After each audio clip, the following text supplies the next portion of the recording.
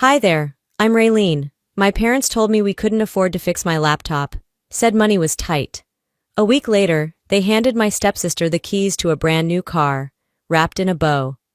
At first, I thought the worst part was being left out. But no, it was realizing they never actually saw me at all. They erased me slowly, smiling while they did it. And what came after? The lies, the letters, the silence that cut louder than any fight. How do you survive when the people who raised you are the ones breaking you? Let me show you. My laptop gave out the week before college applications were due. Not a dramatic death, just a slow freeze, a flicker, then nothing but a black screen. I brought it to the kitchen where Dad was reading the local news on his phone, half glasses low on his nose. Can we get it fixed? I asked, trying to sound casual. He didn't look up. Money's tight right now, Ray. That was all. Not a maybe, not a let me see. Just the same old line I'd been hearing since I was 12. Velda, my stepmother, was slicing celery at the counter. She snorted. If you didn't pound away on that thing like you're hacking the Pentagon, maybe it'd still work. I didn't respond. There was no winning that kind of argument. I just nodded, picked up the dead machine, and left the room. A week later, I came home from school and found a crowd on the driveway. Balloons. Cake on the trunk of a shiny new red Toyota Corolla. Taylor, my stepsister, was standing beside it, grinning like she'd just won the lottery. Dad held up his phone, snapping pictures. Velda beamed beside him like it was her own birthday. She's been such a help around the house, Velda said to one of the neighbors. We thought she deserved something special. I stood on the front steps and watched as they posed with the car. No one noticed me. Not once did anyone ask me to join the photo, or even say hello. That night, after the house went quiet, I climbed under the covers in my room and pulled my broken laptop out from under the bed. I pressed the power button. Once, twice, a dozen times. Nothing. Downstairs, Taylor's keys jingled as she came in late. I heard her laugh, light, effortless, like nothing had ever gone wrong in her life. I sat in the dark, fingers frozen over the keyboard, and whispered, "You really bought her a damn car." I wasn't angry the way people think. I wasn't even jealous. What I felt was something colder. I wasn't poor. I was irrelevant. I stopped asking for things after that night. Something in me folded shut, like a page turned down too hard. 2 weeks later, I noticed a printed flyer taped to the fridge. Taylor's name was bold across the top. Join us to celebrate her acceptance. Beneath it, an RSVP number and directions to a restaurant downtown. My name wasn't mentioned. There was no verbal invite, no casual, "Hey, are you coming?" That Friday night, I came home to laughter, the kind that carries through walls and stings on contact. Plates clinked. Someone played pop music on a phone speaker. From the front door, I saw them through the archway. Velda in a silk blouse, Dad in his only blazer, Taylor glowing in a new dress. Even the pastor's wife from church was there, sipping wine at the table like she belonged more than I did. I reached for a granola bar from the pantry, peeled it quietly, and climbed the stairs without a word. The next morning, I needed a folder from the guest room closet. Velda was out running errands. Taylor wasn't home. I opened the door and spotted it right away, an unopened apple box tucked behind a stack of hoodies. I pulled it slightly forward, enough to see the sticker, MacBook Air 13. Space gray. The door creaked. Taylor stepped in. She didn't flinch. "Oh, it's for my college apps. Mom said I earned it." She said it like it was a toothbrush, like it meant nothing. I didn't reply, just nodded and left the room. That night, I sat on the stairs outside my room. I didn't want to go in. The house hummed around me. TV murmuring downstairs, Velda yelling something about dish soap, Taylor laughing again, always laughing. I stared at my phone, no texts, no missed calls, just the faint glow of the lock screen. A thought came, uninvited but honest. Would they even notice if I left? I didn't pack a bag. I didn't slam any doors. I just stopped trying.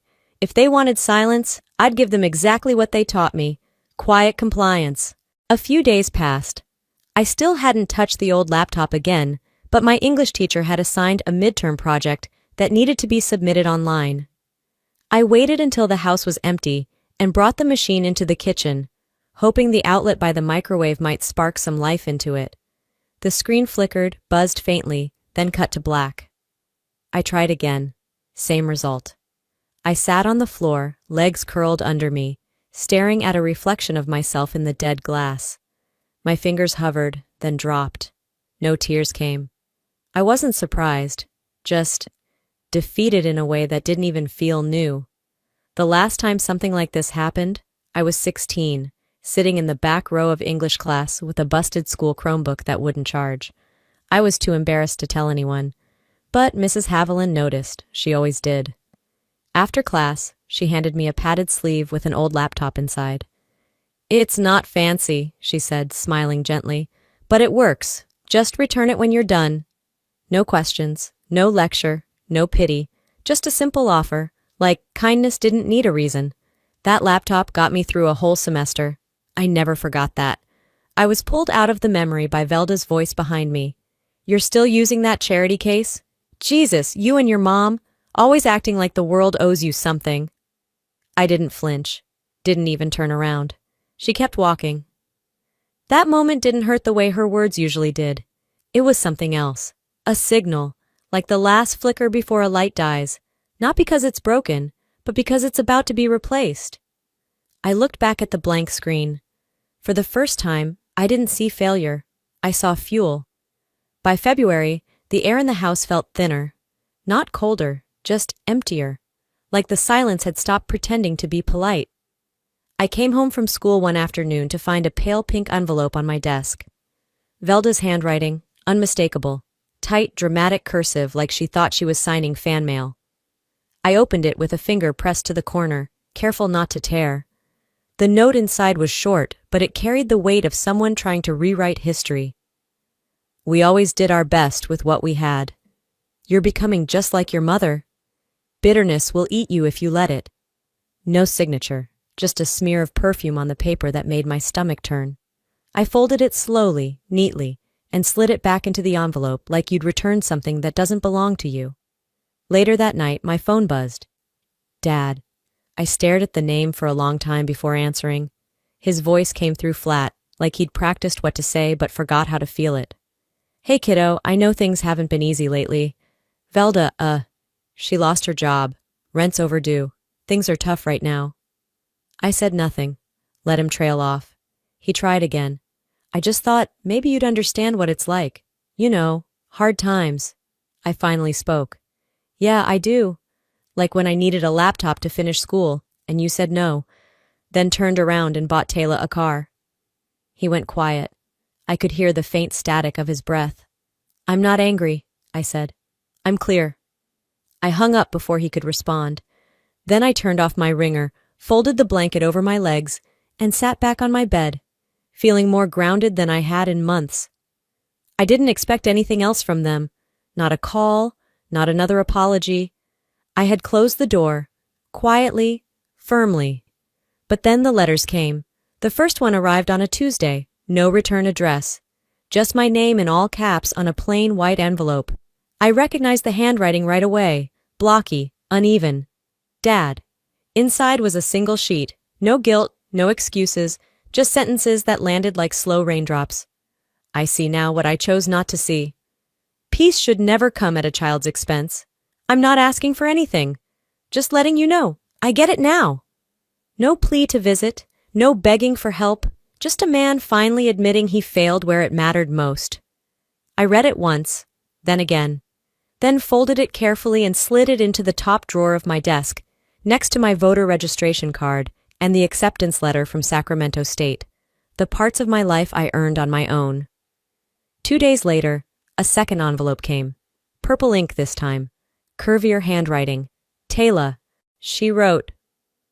"I always thought you hated me. I didn't realize. You were just surviving. Mom made it seem like everything was fine, but it wasn't. She was hard on me too, after you left. I don't expect anything. I just wish I had seen you clearer back then. I'm sorry." I sat with that letter for a while. I didn't cry. I didn't forgive. But something inside me loosened, like a knot untying after years of being yanked tighter. I didn't write back. Not out of spite, but because I didn't need to. I tucked her note into the same drawer, closed it gently, These letters didn't fix anything, but they named things. And sometimes, that's the beginning of healing.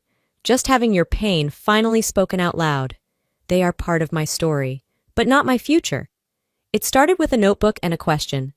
What if no kid had to feel invisible just because they couldn't afford a machine? I didn't tell anyone.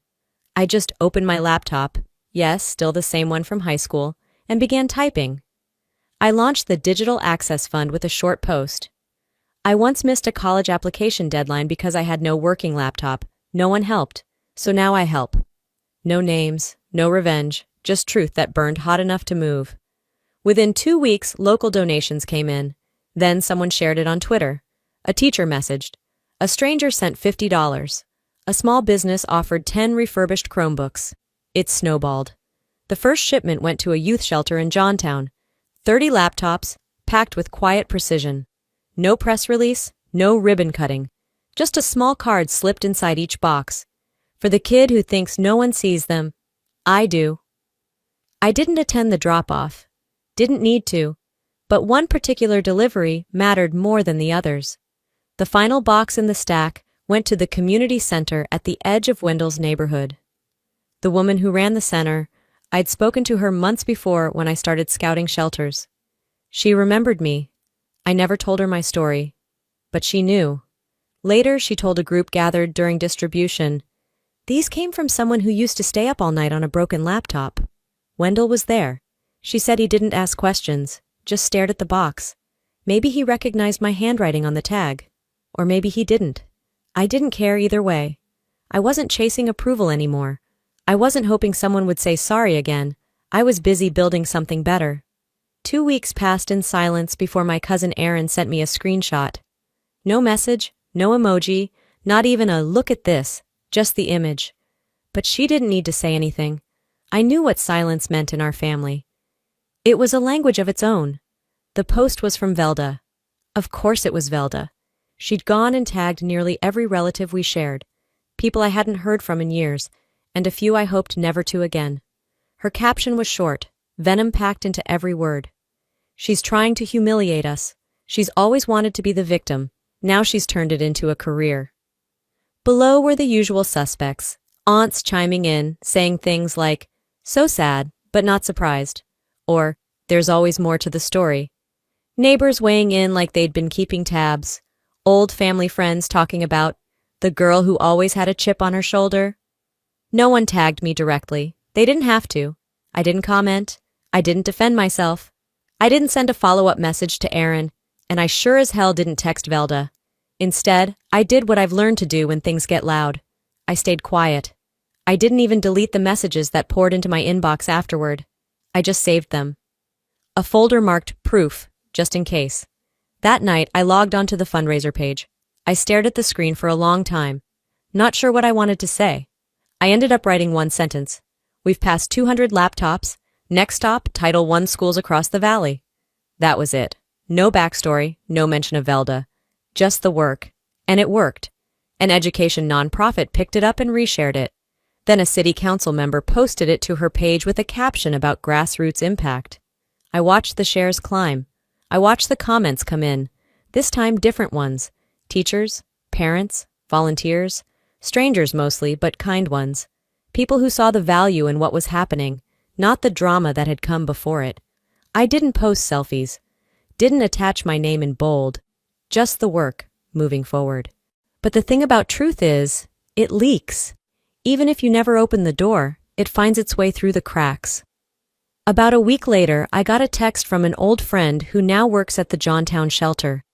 They were hosting a youth event, she said. Would love to see me there. I said I couldn't make it. Too much to do. Maybe next time. Still, I clicked on the live stream that evening, just to see how it was going. Near the end, one of the staff members stood up to say a few words. He was young, maybe mid-30s, wore his exhaustion like a badge, and then he said this. A young woman who used to stay here. She made sure none of our kids would miss a deadline again. Because of her, they've got laptops, Wi-Fi, tech support. Because of her, no one here falls through the cracks. There was a beat of silence after that. And then the camera panned just slightly, capturing the crowd from the side. That's when I saw him. Wendell, My father.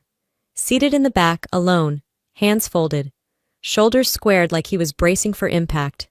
Someone beside him leaned in and asked softly, "That was your daughter?" He nodded, didn't speak, and honestly, he didn't need to. Some battles don't play out in courtrooms or family group chats. Some wars aren't won by shouting louder.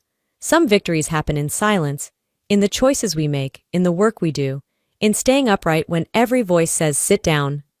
After the stream ended, I shut my laptop, sat there for a moment, letting the stillness settle. No call to Wendell, no message to Velda, no attempt to smooth things over or find peace for the sake of appearances.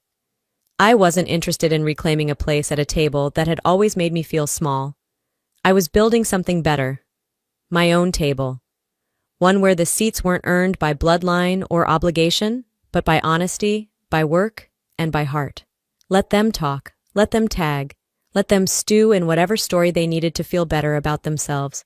I had other things to do, and I was just getting started. 1 week after the story made the rounds, I stood at a folding table under fluorescent lights, facing a room full of strangers with notepads and microphones. The panel was called Equity in Education, but this wasn't about policy. It was personal. My palms were dry. My voice didn't shake. "This isn't revenge," I said. "It's redirection. I was that kid who went invisible in her own house, so now I see others." The room went quiet. That clip ended up online by evening. Just a minute-long segment. But it spread fast. No dramatics, no victimhood, just clarity. The next day, I got a message from someone in Bakersfield. Someone still working in the same district Velda used to get funding from. She'd filed incorrect forms about Taylor's schooling, years ago. It finally caught up. I didn't report her. I never made a call. But truth travels. Quentin called later that night. "Did you have anything to do with this?" I told him plainly, "No, but I'm not sorry." I didn't gloat. I didn't celebrate. Some wins feel less like fireworks and more like a door finally closing softly behind you. A few days later, Velda texted from an unknown number. "You win. Are you happy now?" I stared at it, then removed the SIM card from my phone and slid in a new one I'd picked up earlier that morning. I didn't reply, just whispered to myself, "No, I'm safe. That's not the same thing." That night, I opened a window, let the cold in. Sometimes peace isn't applause, it's absence, of noise, of permission-seeking, of pretending. I didn't need to prove anything anymore. I had already said the last word. The house was quiet in a way I hadn't known before. Not the kind of quiet that follows shouting, but the kind that comes after choosing not to answer the door anymore. One morning, a pale blue envelope slipped through the mail slot. I recognized the handwriting instantly. Blocky, rigid, like someone trying too hard to write neatly. Wendell. I didn't open it right away. I let it sit beside my tea until it cooled. When I did open it, the note inside was short. "You don't owe me a response, but I owed you this. I'm sorry. Not for what happened, for not stopping it." I didn't feel warmth or anger. I didn't feel anything I could name, but I didn't throw it away. Instead, I placed it with the others, in the drawer that held letters, memories, and the weight of things I no longer carried. A few days later, Quentin and I hung solar lights across the porch. We baked banana bread for the woman next door, who always brought our packages inside.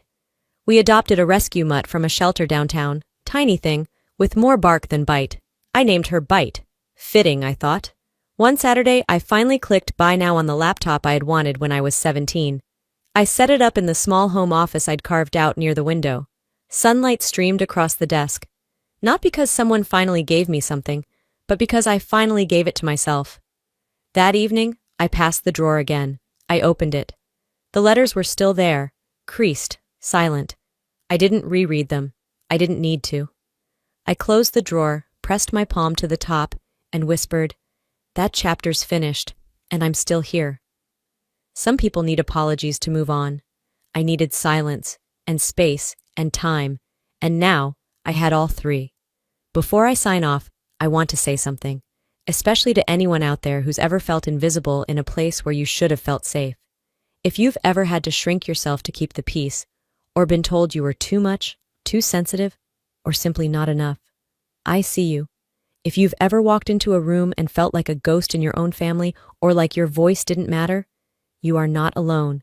And more importantly, you are not broken. You are not invisible. You are not unworthy. And the love or support you didn't get, that's not a reflection of your value. It's a reflection of their limits, not yours. What matters now is what you choose to build. After the silence, after the heartbreak, after the disappointments no one ever apologized for. That's where your strength lives, in what you create out of the mess, in the life you build that doesn't rely on their permission to exist. I didn't get justice in the clean, cinematic way I used to dream of. There was no big confrontation, no apology with tears and hugs, no perfect closure. But what I got was better. I got peace, I got space to breathe, I got to rebuild.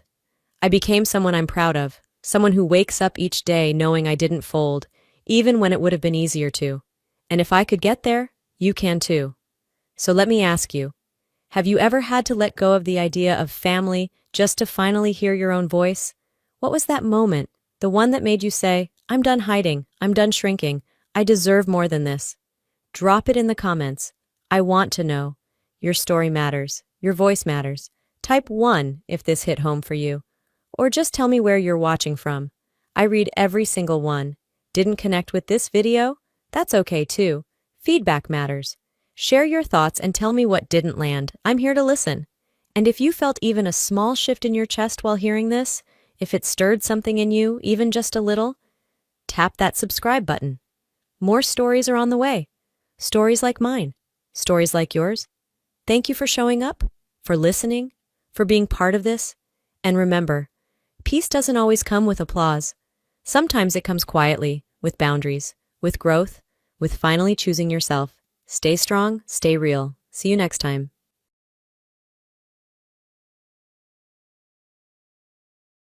It's a surprise, Julie. We're going with Mom, my husband said confidently as he walked through the door. I looked at him and his happy mother, completely shocked. This was supposed to be our honeymoon, so hearing that his mom was coming along was the last thing I expected. I didn't know how to respond, but before I could say anything, my husband looked annoyed and asked, "What's wrong? Aren't you happy?" Of course, I wasn't. He should have known that. I had complained to him many times about the bad relationship between me and his mother. She couldn't stand me because she felt I had taken her beloved son away. Every time we met, she'd make sarcastic comments, but she acted like the perfect mom when my husband was around. So, he never believed me when I said she was difficult. Yet, he still thought it was a good idea to bring her on our honeymoon. What was he thinking? I asked him if he had booked her flight and hotel room. He seemed confused and said, "I thought I'd do it later." I raised my voice, telling him it was impossible to get a reservation last minute during peak season, especially since we booked ours so far in advance. He just snorted and said, "Then give us your ticket." At first, I didn't understand, so I asked him again. He repeated, annoyed, "If my mom can't come, then give her your ticket. I paid for the trip, so I have the right to decide." I couldn't believe what I was hearing. His mother stood there, looking smug, and I was completely stunned. How could he think this was okay? This wasn't just any trip, it was our honeymoon. I never thought he'd invite his mom on such a special occasion. I wouldn't even want to go on a regular trip with my mother-in-law. As I stood there, surprised, she had a smug look on her face, clearly happy that her son was putting her first. "Come on, hurry up. There shouldn't be a problem since I paid for it," my husband said. Does he really think that just because he paid for the trip, he can do whatever he wants? As I thought about this, the cost of the trip popped into my mind. By the way, my name is Julie. I'm 31 years old and work at a company run by my father. At first, people thought I only got the job because of my family, but I worked hard and soon enough, people began to respect me. Even so, some still gossip about me because of my family's business, and it does hurt sometimes. In moments like these, my husband Scott has always been my support. We're the same age and worked closely as colleagues before we started dating. Scott is great at his job, and my father noticed his hard work and contributions. When we told my dad we were getting married, he was really happy.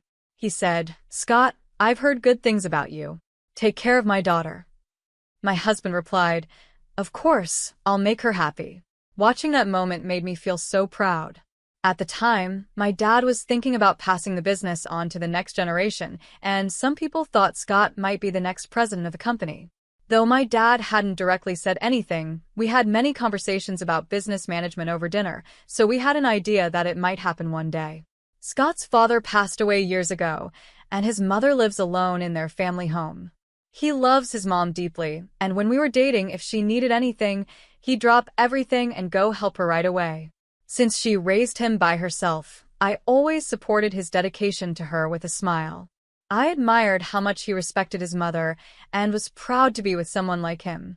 But ever since we got married and started living together, I've started to have doubts. "I'm going to see Mom for a bit," has become his usual line, and he goes to visit her every week. "Is his mother sick?" I asked my husband, feeling worried. "Is your mom okay?" He replied, "No, Julie, don't worry. It's just important to spend some time alone with her sometimes." At first, he was kind when he said this, but lately, he hasn't been as nice about it. One Monday morning, as he was happily humming a tune, I asked, "Are you going to your mom's house today?" His mood changed instantly. He stopped what he was doing, took a deep breath, and asked, "Why do you say it like that?" He looked irritated, which surprised me. I shrugged, thinking maybe my tone sounded a little accusing without meaning to. "It's already been said." He glared at me, adding, "Mom is lonely by herself. I go because you have trouble getting along with her. Understand?" His words made me feel upset. Yes, it's true I have issues with my mother-in-law, but it wasn't always that way. I wanted to appreciate the woman who raised the man I love. I sincerely tried to be kind to her, but she didn't return the same feelings. From the start, she saw me as the woman who took her son away. The first time I met her, she acted cold the moment my husband left the room. Her friendly face turned serious, and she looked me up and down, judging me. "So, you're the president's daughter. You don't seem like much," she said. I was shocked by how different she was when Scott wasn't there. She continued with more harsh words, "You dared to show up here after stealing Scott from me. Don't think for a second I accept you." I couldn't believe what I was hearing. Then, she made a rude slurping sound with her tea, not offering me any.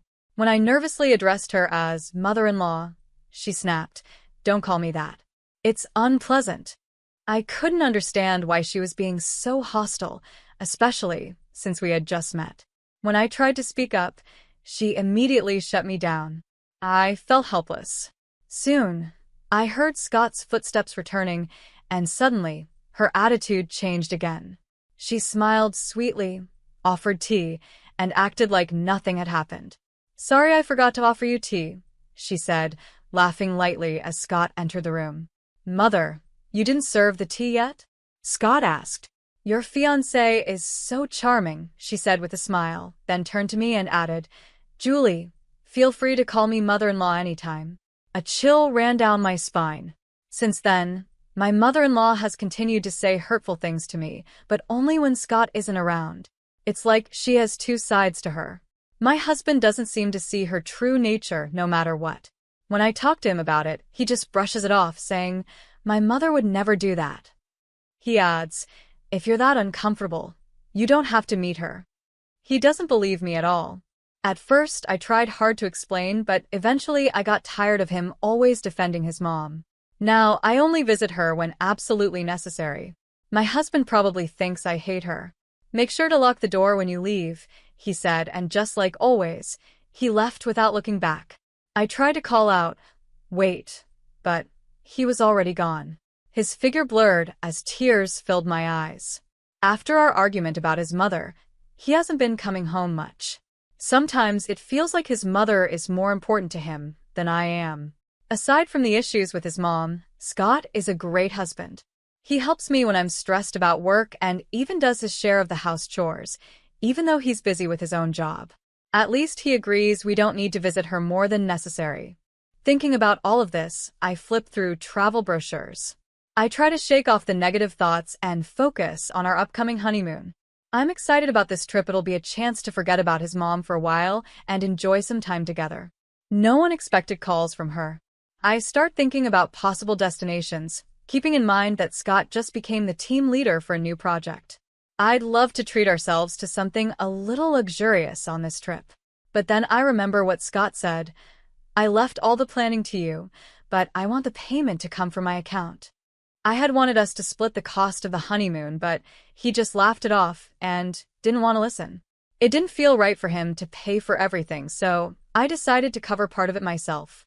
Being the president's daughter, I knew my mother-in-law's sarcastic comments about spending too much would only get worse. That thought made me smile wryly. Just as I had resolved to stay positive, my mother-in-law popped back into my mind. Enough of this, I told myself. To change my mood, I put the brochure aside and started preparing dinner for my husband, who would be home soon. Then the morning of our honeymoon arrived. As I was busy getting things ready, the doorbell suddenly rang. "Yes, come in," I said, opening the door. I was shocked by what I saw. There she stood, my mother-in-law, dressed in flashy clothes, with a large suitcase in hand. Before I could even process it, my husband peeked out and said, "Mom, you're early." He smiled at her, while she didn't even look at me. I stood there, unable to hide my confusion. I asked, "Early? What do you mean?" Just as we were about to leave for our honeymoon, I saw her large suitcase. What could it mean? Was she planning to stay at our house during our honeymoon? Troubled by this thought, my husband happily announced, "It's a surprise. Mom is coming with us." I couldn't hide my shock, and a strange sound escaped me. "What are you thinking?" I asked. "Wait, what does this mean?" I was still in disbelief when my husband, full of excitement, repeated, "It's a surprise. Mom is coming along." As I stood there, completely confused, he proudly put his arm around his mother's shoulder and said, "It'll be more fun with Mom." My mother-in-law smiled at me, and I asked, "Wait a minute, isn't a honeymoon supposed to be just for the couple? Shouldn't we have at least discussed this beforehand?" I tried to stay calm, even though I knew I wasn't wrong. My husband, however, didn't seem to understand why I was upset. Why couldn't we see eye to eye? To make things worse, my mother-in-law seemed to be enjoying my discomfort, humming to herself. I couldn't believe this was happening on the day we were supposed to leave for our honeymoon. "Why would you do something like this as a surprise?" I asked angrily. My husband responded, "It's fine because I paid for everything, right?" He frowned, noticing my shock. "No, it's not fine," I said, realizing that his offer to pay for the trip wasn't to make me feel better, but to avoid any complaints about bringing his mom along. "That's not going to work," I objected, which made both my husband and his mother look unhappy. "Why won't it work?" he asked, while my mother-in-law taunted, "Julie doesn't want to travel with me, does she?" I felt a headache coming on. "That's not the point, Scott. What about your mom's plane ticket? Is the hotel booked?" I asked. My husband looked confused and said, "I thought we could book it later." "That's impossible." I raised my voice. "When do you think we booked our tickets and hotel? There's no way you can book flights and hotels now, especially during a busy holiday season." The hotel we chose wasn't too fancy, but it was decent, and it's fully booked. As I continued explaining, my husband said, "Then can you give us all your tickets?" For a moment, I didn't understand what he meant. "If there's no ticket for my mother, then give me yours. I paid for the trip, so I have the right to do that," he repeated, clearly annoyed. I was stunned. My mother-in-law looked smug, and I was left in disbelief. What was I hearing? My husband continued, "My mom went through the trouble of getting ready, so I've decided it'll just be the two of us. We can go on another trip with you later." I couldn't believe how easily he chose his mother over me. What was he thinking? "It's okay if I'm not there," I said again. "This is supposed to be our honeymoon, just me and my husband." I couldn't accept handing over our plans to my mother-in-law, who appeared out of nowhere. My husband kept saying his mother had prepared for the trip, but that didn't matter. If he wanted to keep the peace, she should step back. Yet, I was shocked as he continued to push me to give up. "Come on, hurry up. There shouldn't be a problem since I paid for it," he said. I felt a headache coming on and sighed deeply. "Actually, I was going to keep this a secret," I said. "But my father is the one paying for this trip, not you. So, it doesn't make sense for you to demand the tickets, does it?" My husband looked confused, like he couldn't believe what I was saying. He thought he had paid for everything, which is why he felt so entitled. Why would your father do that? He asked, surprised. I stared at him coldly. My father paid for the honeymoon as a gift, so we could save money for our future. He even told me to keep it a secret because of your pride. Why did you keep this from me? My husband shouted, his face turning red with anger. My mother-in-law was just as shocked to hear my father had covered the costs. As I listened to my husband's angry words, I felt my patience running out. I had put up with my mother-in-law's behavior, and my husband always siding with her for far too long. If you two want to go on the trip, return the money to my father and make your own arrangements, I said coldly. Cancel the reservations and pay for it yourselves. Without waiting for their response, I grabbed my bags and left the house. This was no joke. It wasn't right for them to use my father's money. Since I had handled all the bookings, everything was in my name. I quickly canceled the flights and hotel and got into a taxi. Instead of heading to the airport, I told the driver to take me to my parents' house. When I arrived at home, dragging my suitcase behind me, my father was shocked to see me. After I explained everything, his face turned red with anger. What kind of story is this? Is this some sort of joke? He fumed. The constant calls from my husband only made my father angrier. I was furious too. This whole situation made me realize what I needed to do. Dad, I'm thinking about getting a divorce, I said, my voice steady but filled with emotion. My father calmed down, and instead of saying anything, he gently comforted me, stroking my back. I'm sorry, Dad, I whispered through my tears. He held my hand firmly. The next day, my husband showed up at my parents' house with a box of sweets as an apology. I was about to turn my husband away at the gate when my father stepped in. If you're thinking about divorce, we need to talk properly. Let's hear what he has to say, my father suggested. Even though I had planned to consult a lawyer, I followed his advice and let my husband in. As soon as my husband saw my father, he started apologizing right away. I felt annoyed seeing him act innocent in front of my dad. As he kept saying sorry, I sighed, and my father asked me to take him to the sitting room. My apologies for causing trouble, President, my husband said, bowing his head even before we had finished greeting each other. He often called my father President, even in private, claiming it had become a habit. But when he did, he always seemed to slip into a businesslike attitude. His practiced way of apologizing felt fake. What exactly are you apologizing for? My father asked, sighing. He was as frustrated as I was. My husband just kept saying, I'm sorry for the trouble, over and over. It wasn't an apology to me, it felt more like an insult. When he tried to explain himself, I cut him off and handed him the divorce papers. Do you know how to fill these out? I've already completed my part. Please look it over. I spoke calmly but firmly. My husband turned pale as he stared at the papers. Wait, Julie, divorce? He looked at me seriously for the first time since he'd arrived. I've always come second to you, Scott. That should be fine, right? You have your mother. I was ready to handle this like a business deal, refusing any attempts to patch things up. What are you talking about? Why bring my mother into this? He protested. She was excited about the trip too. We can go on another one together, Julie. Shocked by how little he understood, I replied. Another trip? What does that even mean? This was supposed to be our honeymoon. I was shaking, biting my lip in frustration. What kind of husband brings his mother on a honeymoon? Where does that even happen? But instead of realizing his mistake, Scott doubled down. It was just a suggestion to bring her. At first, you said there were no flights or hotels available, he said. I couldn't believe it. How could you even think that was a reasonable idea at the last minute? I asked. He still didn't get it. Scott raised his voice, showing his anger. Are you saying we should send my mother back, even though she was looking forward to this trip? At that point, my father stepped in again, calming the situation. Let's stop this now, he said, his voice steady. After a long silence, he shook his head in disappointment. Scott, he said quietly. I'm really disappointed, my father said. Scott, hearing this, immediately straightened up and addressed him as President. My father looked at him with deep sadness and disappointment. After a heavy silence, my father asked, why did you choose your mother over Julie in a situation like this? The question hit Scott hard. He started stammering, struggling to find the right words. Well, he was clearly nervous, sweating as he tried to answer. While Scott could be assertive with me, he could never stand up to my father. My father continued, "A honeymoon is meant for the couple. You could have taken your mother on a trip any time after that, right? Didn't you say you loved my daughter?"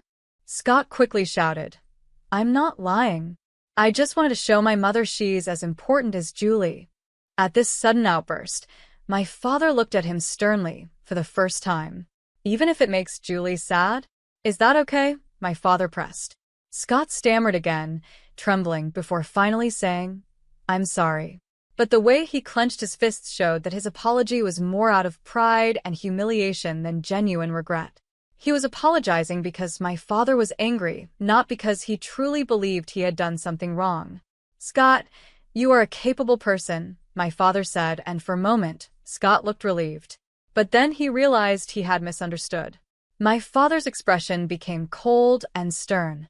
"But even if you're good at your job, a person who doesn't cherish their family can never be trusted." My father handed Scott a pen, a gesture that made Scott visibly shiver with fear. "You should not be apologizing to me," my father said firmly, pushing the pen into Scott's hand. Shaken, Scott turned to me, pleading desperately, "Julie, please, don't go through with the divorce. I'll change, I promise." He fell to his knees, clinging to my legs, begging.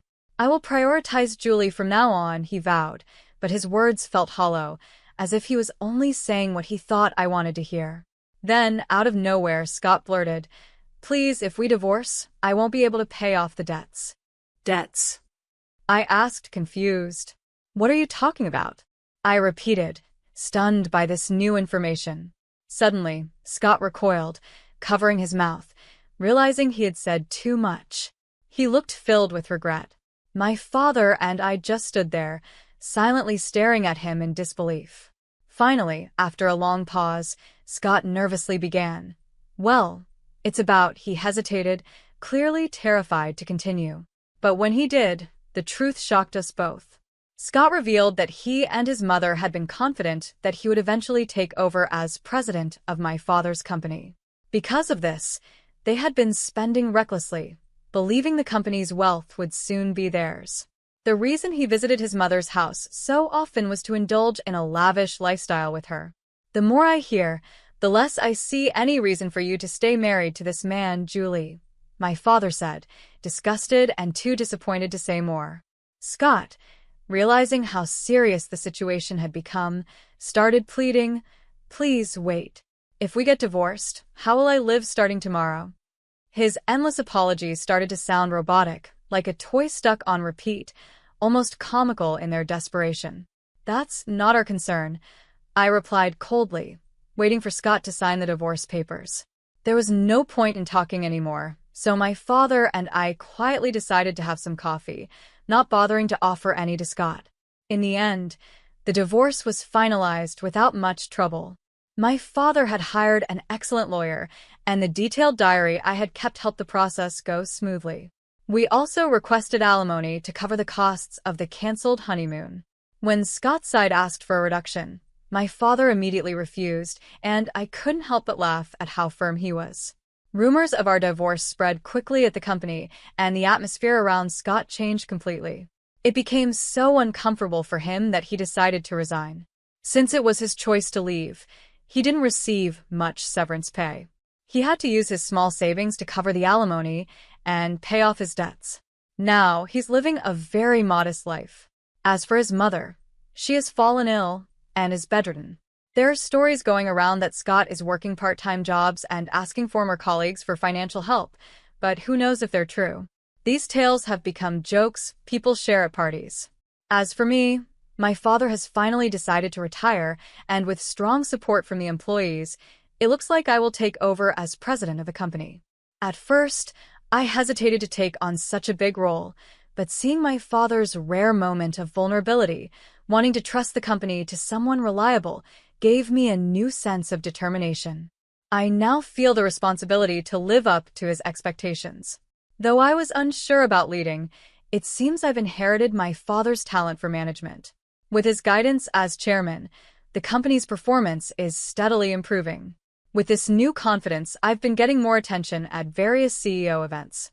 I haven't thought much about starting a new relationship, but maybe the time is coming for a new chapter in my life.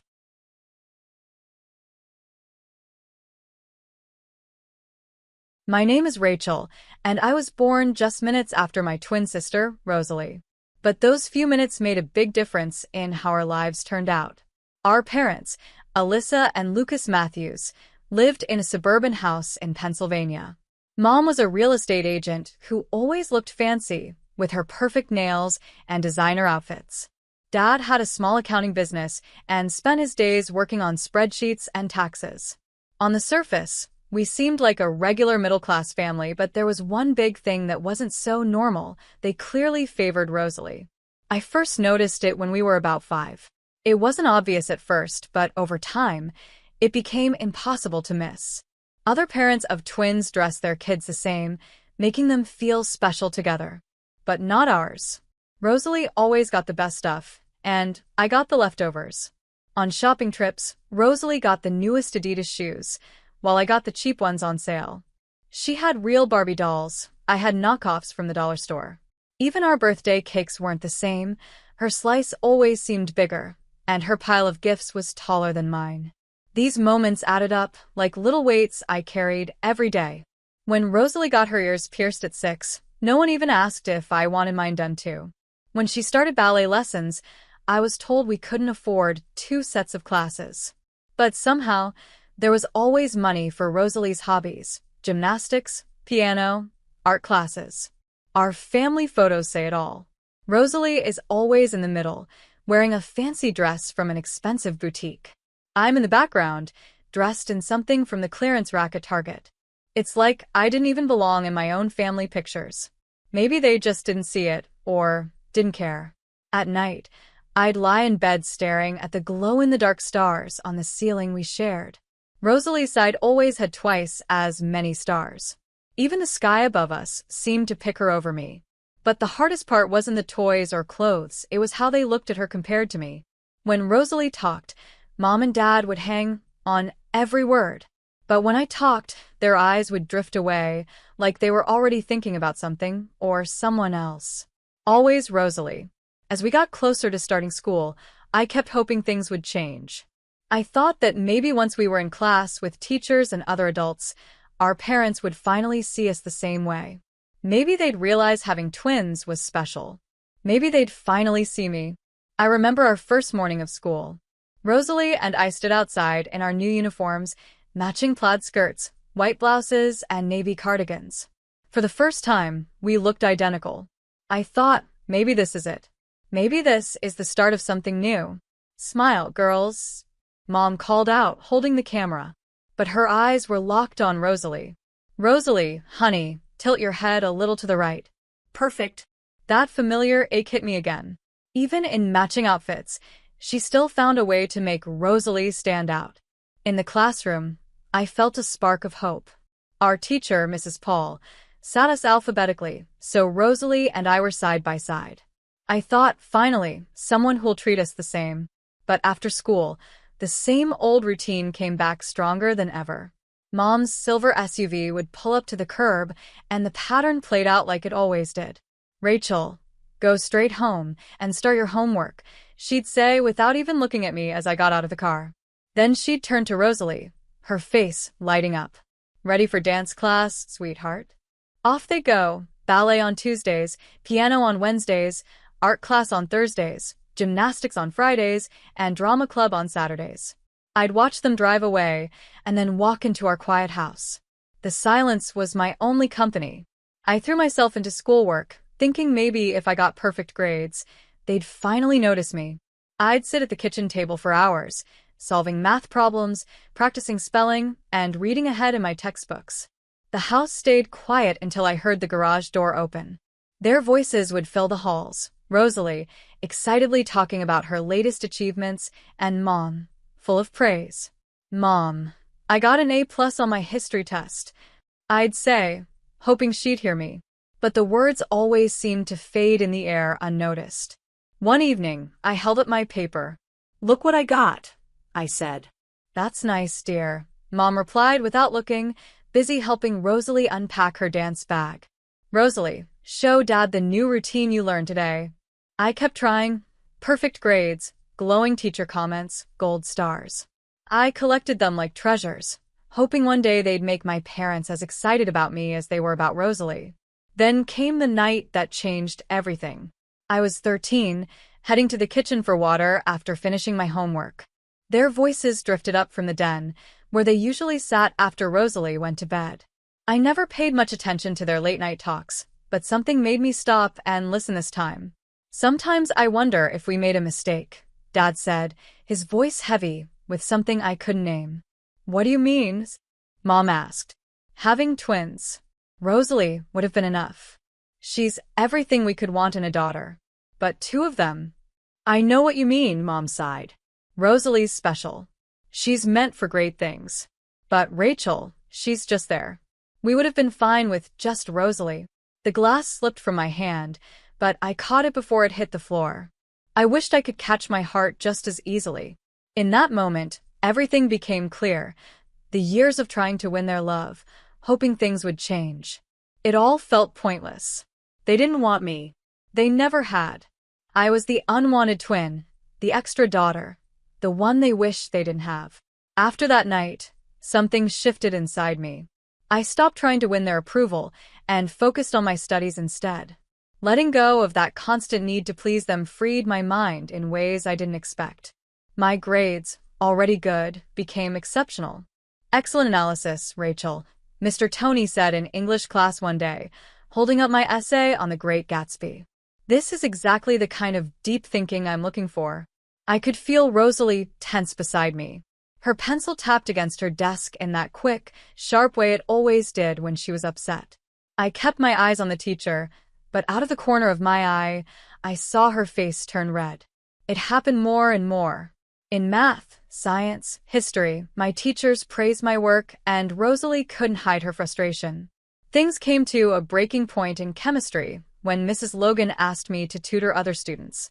That evening, I knew a storm was brewing, but for once, I wasn't afraid of it. I heard Rosalie's voice from downstairs. "Mom, the teachers are being mean to me. They always praise Rachel and make me look bad. They're doing it on purpose." The next day, Mom stormed into school. Her designer handbag swung with every step, and her heels clicked loudly on the floors.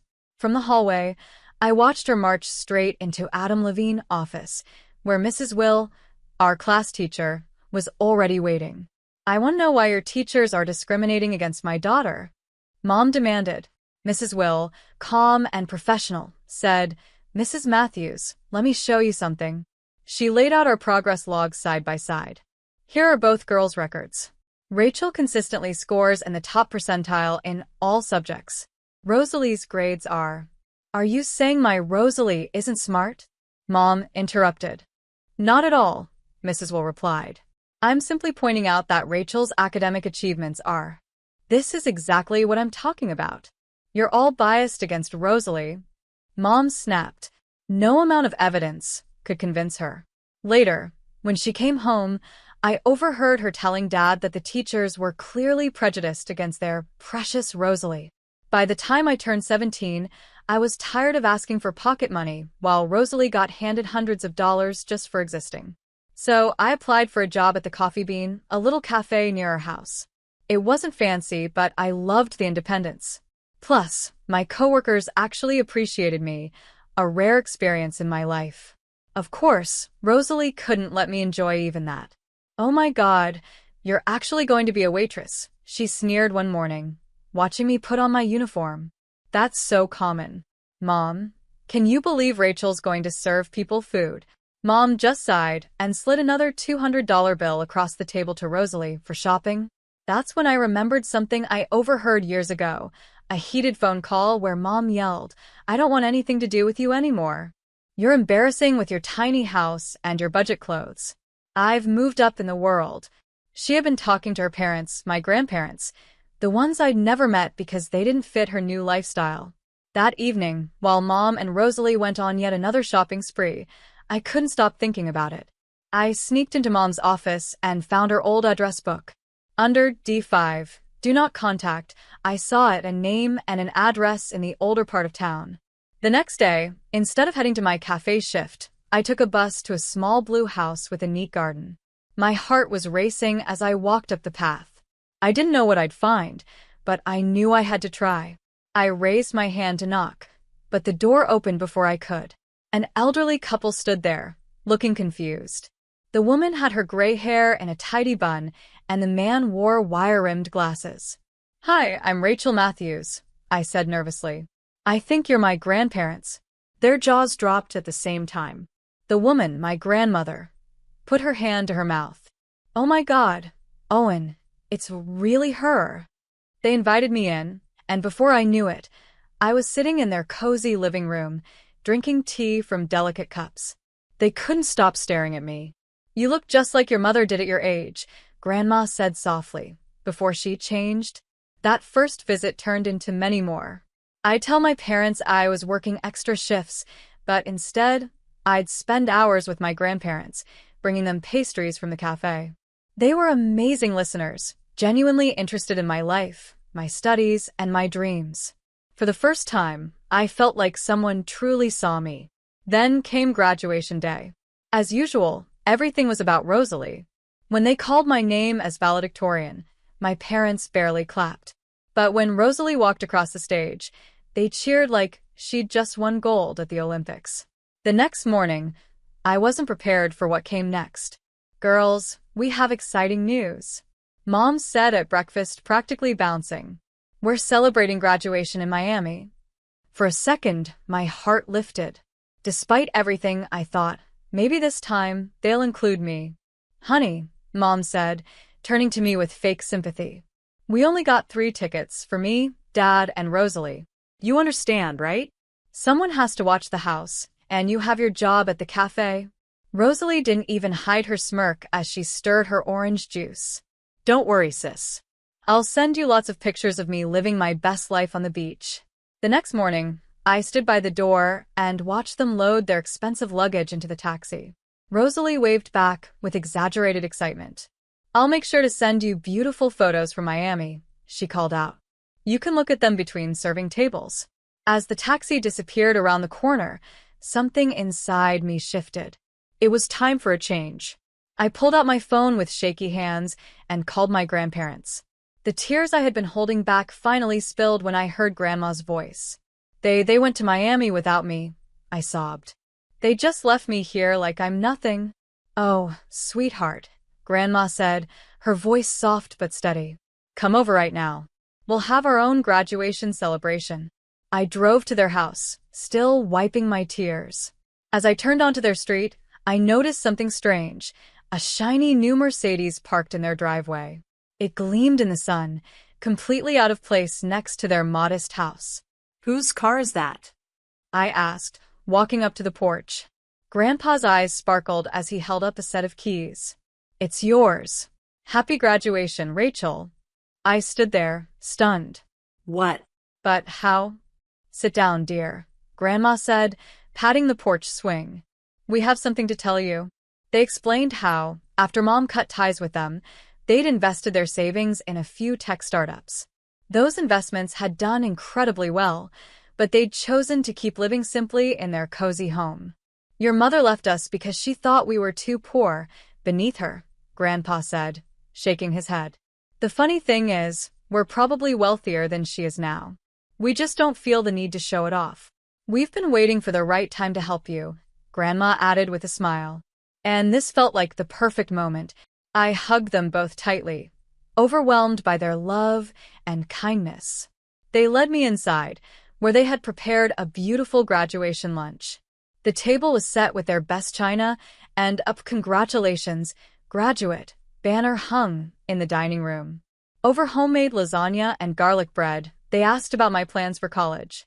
"Actually," I said, feeling proud, "I got accepted to Hampton in East Windsor with a full scholarship. I start in the fall." Their faces lit up with pure joy, so different from my parents' lukewarm reaction when I told them.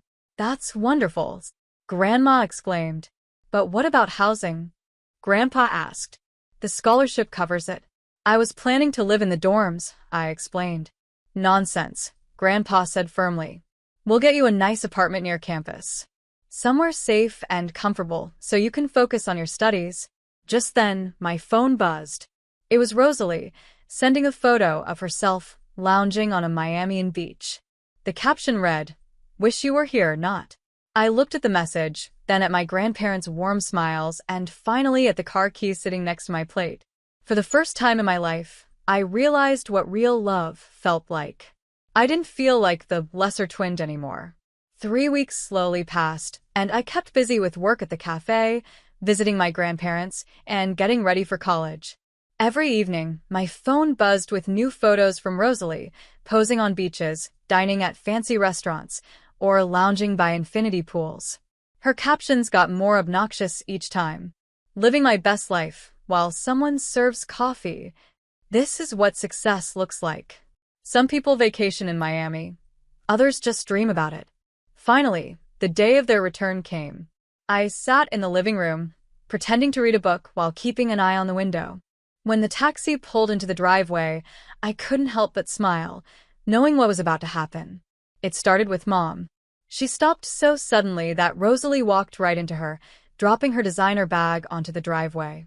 Dad, wrestling with their overpriced luggage, nearly tripped over them both. What is that? Mom's voice was sharp and high-pitched, cutting through the quiet afternoon.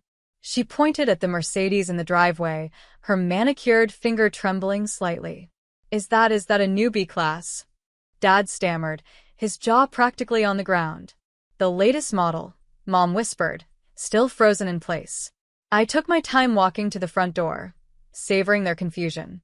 With every step I took, their tan seemed to pale. When I finally stepped onto the porch, they all turned to look at me like I was a ghost. Whose car is that? Dad demanded, his face red from both the Miamian sun and shock. I casually twirled the keys around my finger, the way Rosalie always did with her purse straps when she was showing off. Mine, I said. Rosalie let out a loud laugh, but I could hear the nervousness in it. Yeah, right. Like you could afford that on your waitress salary. What did you do? Steal it? Rob the cafe? Or are you just parking it for some rich customers? Actually, I replied, taking my time with each word like savoring a piece of expensive chocolate. It was a graduation gift from Grandma and Grandpa. The color drained from Mom's face so fast, it was almost as if her tan had never been there. I thought Mom might faint. What? I said. You mean your parents, the ones you were too embarrassed to talk to because they were too poor? Those grandparents. Dad turned to Mom so fast I thought he'd get whiplash. Alyssa, call your parents. Right now. His tone was sharp, the same one he used when ordering around waiters at restaurants. Mom's hand shook as she pulled out her phone, her perfectly manicured nails catching the sunlight. She didn't bother with a greeting when Grandma answered. She put the phone on speaker, without realizing it. Where did you get the money for that car? She demanded, her voice loud enough to echo in the yard. Grandma's voice came through the speaker, calm and slightly amused. Oh, hello to you too, dear. Did you enjoy your fancy vacation? I saw all the lovely photos Rosalie posted. The Royal Miamian Hotel looks beautiful this time of year. Don't change the subject. Mom snapped. How could you afford to buy Rachel a Mercedes? Grandma's voice dripped with satisfaction. Well, sweetheart, it seems you underestimated us. Those embarrassing parents you were so ashamed of? We're doing quite well now. Actually, we're rich. Mom's tone changed instantly. Her voice became syrupy sweet. Mom, I've been thinking, maybe it's time we put the past behind us. Family is so important after all. Is it? Grandma asked, her voice icy. Speaking of family, Mom's eyes darted to Rosalie, who was already grinning. You know, Mom said quickly, you have another granddaughter who would love to get to know you better. She could really use a nice car too. Maybe something even more special.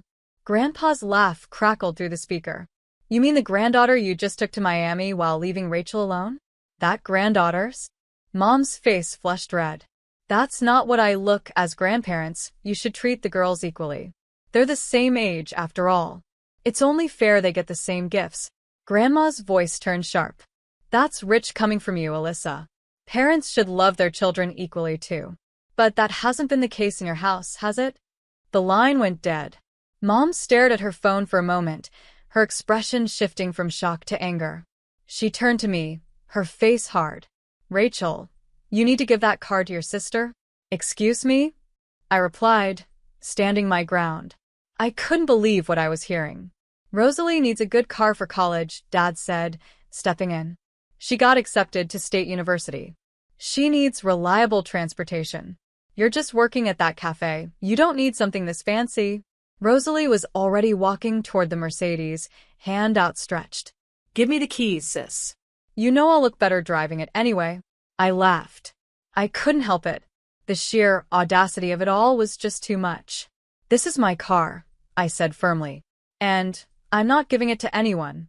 Dad's face turned red as he stepped forward. If you don't give that car to your sister right now, you can get out of this house. Funny you should say that, I replied, walking to the Mercedes. I popped the trunk, revealing my packed suitcases and boxes. I've been ready to leave for days. Their mouths dropped open as I pulled an envelope from my bag. Oh, and by the way, I won't be serving coffee much longer. I got accepted to Hampton in East Windsor on a full scholarship. Rosalie let out a shriek so loud it could probably be heard 3 blocks away. Mom stumbled backward like I'd slapped her. Dad just stood there, opening and closing his mouth like a fish out of water. I climbed into my car, the leather seat creaking slightly because it was still so new. Through the windshield, I saw their stunned faces, their perfect family fantasy falling apart. The last few weeks of summer at my grandparents' house were the happiest I'd ever known. Every morning, I woke up to the smell of Grandma's coffee and the sound of Grandpa humming as he read the paper.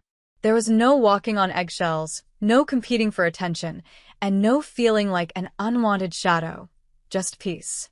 Moving to Hampton in East Windsor was bittersweet. I hugged my grandparents goodbye, promising to call them every day, and set off in my Mercedes with everything I owned. The drive to Alabama felt like crossing a bridge between my old life and a new one. My grandparents had found me a beautiful little apartment just 10 minutes from campus. It wasn't flashy, but it was worlds better than any dorm room. Hardwood floors, big windows, and even a small balcony where I could study. They insisted on paying the rent, no matter how much I protested. I still wanted some independence, so I got a part-time job at a local coffee shop. The irony wasn't lost on me, still serving coffee, but this time because I chose to, not because I had to. My coworkers were mostly other students, and for the first time in my life, I started making real friends. One Monday afternoon, about a month into the semester, Grandma called with some surprising news. "Your parents showed up at our door yesterday," she said. My heart skipped a beat. What did they want? "Oh, the usual," Grandma said. Alyssa was all smiles and fake apologies, asking about our finances and dropping hints about Rosalie's upcoming birthday. Your father kept looking around the house, probably trying to guess how much we're worth. What did you tell them? I asked, bracing myself. Grandpa's voice chimed in on the line. We told them we've already decided what to do with our money. It's all going to you. I could picture their faces. How did they take that? Let's just say Alyssa's smile didn't look so genuine after that, Grandma said with a chuckle. We asked them not to come back. That evening, I blocked their numbers and deleted them from all my social media, Rosalie included. I knew what would come next. Sudden declarations of love, fake apologies, and promises to start over as a family. But I didn't need their version of family anymore. Now, sitting in my constitutional law class, taking notes and actually enjoying the complexity of the material, I sometimes think about that little girl who used to pray for her parents' love. I wish I could tell her she'd find something so much better, not just love, but respect, support, and the freedom to be herself. My phone buzzes quietly in my pocket. It's probably my study group confirming our meeting at the library later, or maybe it's Liam, the cute guy from my psychology class who keeps asking me to get coffee not at my cafe. Thankfully, it's such a normal life. No drama. No constant comparisons. No feeling like I'm not enough. Just me, my studies, my friends, and a future full of possibilities.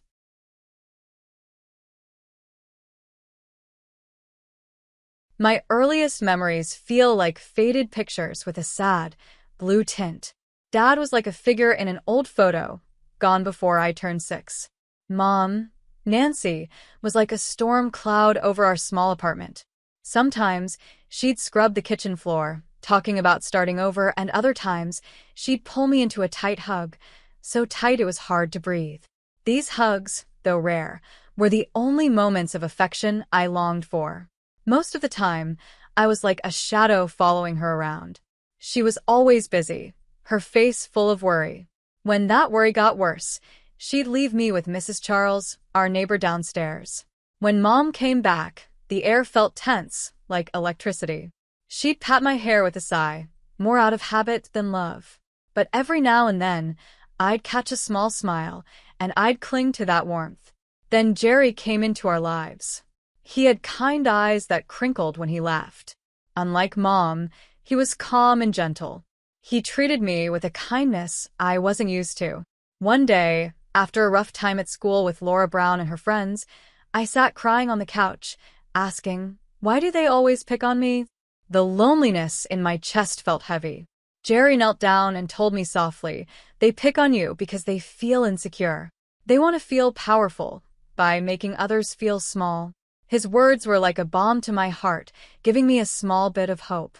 But hope in my world was fragile, like a butterfly easily crushed.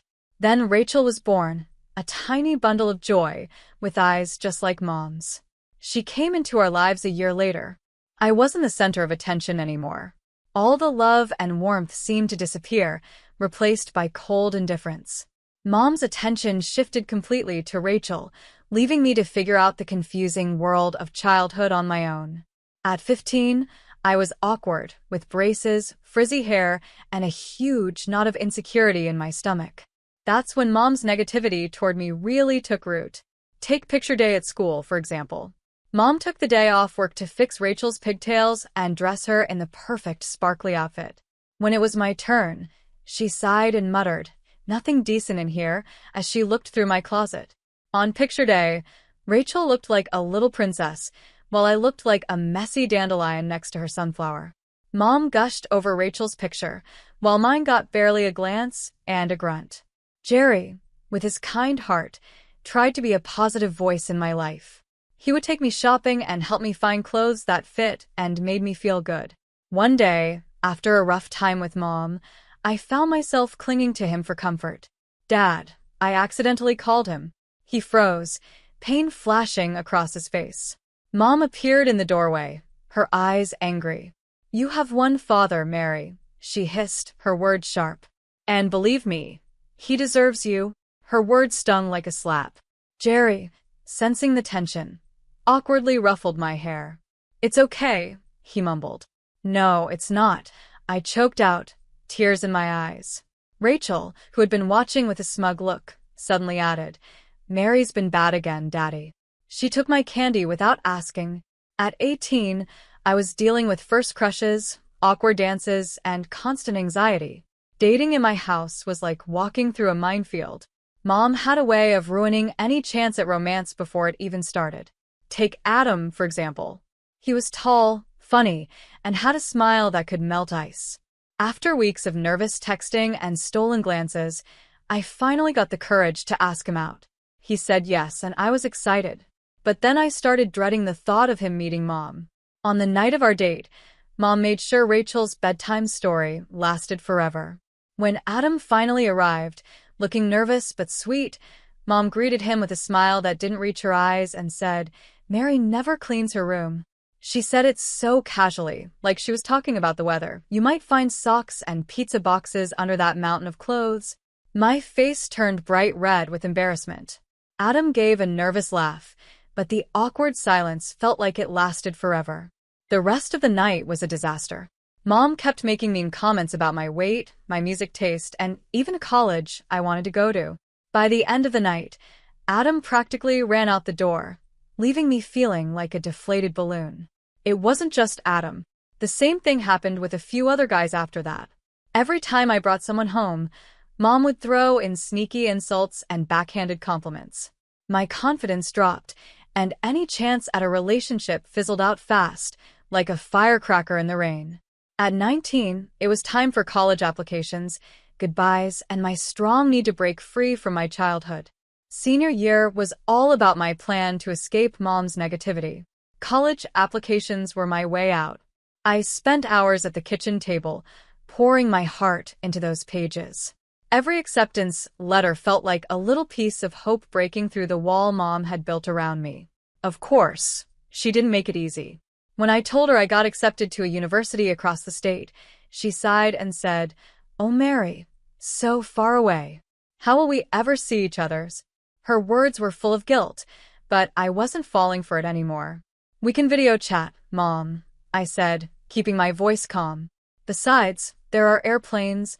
Jerry, as always, was supportive. He was so happy for me. "This is amazing, Mary," he said, pulling me into a big hug. "I'm so proud of you." His words felt like a warm blanket on a cold day. He may not have been my dad by blood, but he felt more like a father than the man who left us so long ago. College was a fresh start. Surrounded by people who didn't know anything about my family, I finally felt free. I grew in so many ways, challenging myself with my studies and building real, supportive friendships. By 28, I was living the adult life, managing endless spreadsheets and enjoying a tiny apartment that felt huge compared to my small childhood room. Life was mostly good. My job as an economist kept me busy, and Larry, my boyfriend of a few years, brought happiness and laughter into my life. One evening, over Thai takeout and a bottle of wine, Larry surprised me.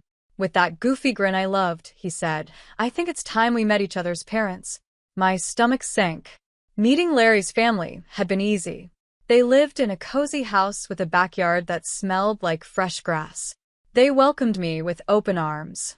His mom, Carolyn, gave me so many hugs, and his dad, Joshua, spent the evening making jokes that had me laughing so hard I snorted. They were warm, funny, and really wanted to get to know me. It felt normal, a word I never used for family dinners in my past. But the idea of Larry meeting my family? That filled me with dread. How could I explain the years of emotional neglect, the constant insults, and the overwhelming negativity? I told him everything. The fights, the tears, how Mom had worn down my self-esteem for years. Rachel hadn't changed either, now an expert at pushing all the right buttons. Larry listened quietly, his hand resting on mine. "Mary," he said, looking at me seriously, "I'm marrying you, not your family. They're the baggage, but you're the prize." His words were like a healing balm, a declaration of love that began to wash away years of doubt. Maybe, just maybe, I could finally have the kind of happy family I always deserved, one filled with love, acceptance, and laughter. My stomach was in knots as I dialed Jerry's number. This was the day I'd tell him about Larry and our engagement. "Hey, Mary. What's up?" Jerry's familiar voice boomed through the phone. I took a deep breath and said, "There's something I need to tell you." I told him everything about Larry, the proposal, and the upcoming wedding. There was a brief, comfortable silence on the other end, and then Jerry burst into a genuine laugh. "Mary, that's fantastic. I'm so happy for you both." His words felt like a warm wave, easing some of my anxiety. "Listen," he continued, "you've got to bring him over for dinner. Let me meet the guy who finally got you." Larry, always supportive, was totally on board. So, a few weeks later, we pulled up to my childhood home, a place that stirred up both nostalgia and dread. Mom answered the door, her face lighting up in surprise. "Mary, you came to visit. And who's this handsome guy?" "Mom," I said, smiling nervously, "this is Larry, my fiancé." I gave a forced smile and said, "This is Larry." He stepped forward and shook Mom's hand, saying, "It's a pleasure to meet you, Mrs. Turner." Mom beamed and shook his hand a little too eagerly. "The pleasure's all mine, dear." "So, Larry, what do you do for a living?" Larry, not picking up on the hidden meaning in her question, launched into a detailed explanation of his work as a director at a big company. Jerry, always smooth, jumped in with jokes and stories to keep things light. Meanwhile, Rachel wasn't about to be left out. Throughout dinner, she kept batting her eyelashes at Larry, interrupting our conversations with questions about his job and hobbies. Mom, of course, doted on everything Rachel said, completely ignoring the passive-aggressive comments she kept throwing at me. "Mary, honey," she'd say in a fake sweet voice, "you should really take some fashion tips from Rachel. That dress you're wearing, it's not exactly flattering." Larry, thankfully, didn't seem to catch on, but I knew exactly what Mom was doing, trying to make me feel insecure in front of my fiancé. The whole dinner felt like a twisted play, with me constantly reminded that I wasn't good enough, not pretty enough, not successful enough. By the time dessert arrived, I was ready to leave. As soon as it was polite, we made our excuses and left. Once we were in the car, Larry let out a long sigh. "Your mom, she's quite the character, isn't she?" he said, with a hint of humor in his voice. "Yeah," I muttered, feeling drained. She can be. He squeezed my hand gently and said, "But hey, we made it through dinner, right?" He was right. We had. Despite Mom's negativity hanging in the air, holding Larry's hand filled me with strength. This was my future, one I was building with him, not with my dysfunctional family. Later, as we curled up on the couch, flipping through wedding magazines, we dreamed about a small, intimate ceremony at a charming vineyard, surrounded by people who loved and supported us. It was perfect. But the next morning, that dream shattered. My phone buzzed, and I saw Larry's name. The usual cheerful ringtone felt ominous. "Mary," he said, his voice tight with anger and disbelief. "We have a problem." My stomach dropped. "What's wrong?" I asked. He took a deep breath. "Your mom." The blood drained from my face. "What did she do this time?" I asked, bracing myself. Larry explained, and each word felt like a punch. Somehow, my mom, the master manipulator, had gotten hold of his work phone number. But instead of a friendly call, she unleashed a tirade that would make a sailor blush. In her twisted version of reality, I was the definition of failure: ugly, boring, and socially awkward. And that wasn't all. She even dragged my dad into it, using his abandonment years ago as some kind of weapon. But the worst part? She actually suggested that Larry leave me and go after Rachel instead, saying my younger sister was the real catch, beautiful and smart. Anger surged through me like hot lava. How dare she? How dare she try to ruin my happiness again? Larry, bless him, was just as furious, but instead of letting it boil over, he came up with an unexpected plan, risky, bold, and thrilling. "We expose her," he said, jaw clenched. We set a trap. The plan was simple but daring. Larry would call Mom back, pretend to be swayed by her words, and arrange a meeting to discuss her ridiculous idea. The goal was to record the whole conversation. Larry made the call, his voice calm and convincing. Mom, completely unaware of what was coming, happily agreed to meet him for coffee. A nervous laugh escaped me. This was it. Operation Momzilla Takedown was a go. I didn't know how it would turn out, but one thing was clear. I wasn't letting Mom control my future anymore. The tables were turning, and this time, I was ready to fight back. I decided to attend their meeting, even though the idea of facing Mom, disguised as someone else, gave me chills. But my anger at her constant negativity and her attempt to ruin my happiness was stronger than my nerves. Wearing comfy jeans and an old t-shirt, I slipped into a corner booth at a busy cafe across from where they were meeting. Thick black glasses completed my disguise, making me just another face in the crowd. My stomach flipped as I watched Mom confidently strut into the cafe, a smug smile on her face. She spotted Larry at the table in a private room, and her smile grew even wider. This was it. Operation Momzilla Takedown was in full swing. Larry, being tech-savvy, had already discreetly turned on the recorder on his phone. And I, sitting close enough to hear everything, listened to their conversation. It started off casual enough, with Larry playing the part of the interested listener. Then, ignoring any sense of shame, Mom launched into her tirade, completely unaware of the trap she'd just walked into. "You know, Larry," Mom began, leaning in like she was sharing a secret, "between you and me, Mary just isn't wife material." My heart sank. The woman who was supposed to love and support me was trash-talking me to a complete stranger. "She's, well, a bit simple," Mom continued, her voice pretending to sound caring, and not very pretty either, if you know what I mean. Larry, to his credit, kept a calm face, nodding and making neutral comments. Inside, I knew he had to be furious. But Mom wasn't done. She lowered her voice and said, "Rachel, though now that's a girl with potential. She's smart, beautiful, and knows how to handle herself in society. The nerve of it." Rachel, with her shallow personality and zero work ethic, was apparently Mom's idea of elegance and intelligence. The conversation was a lesson in manipulation and lies.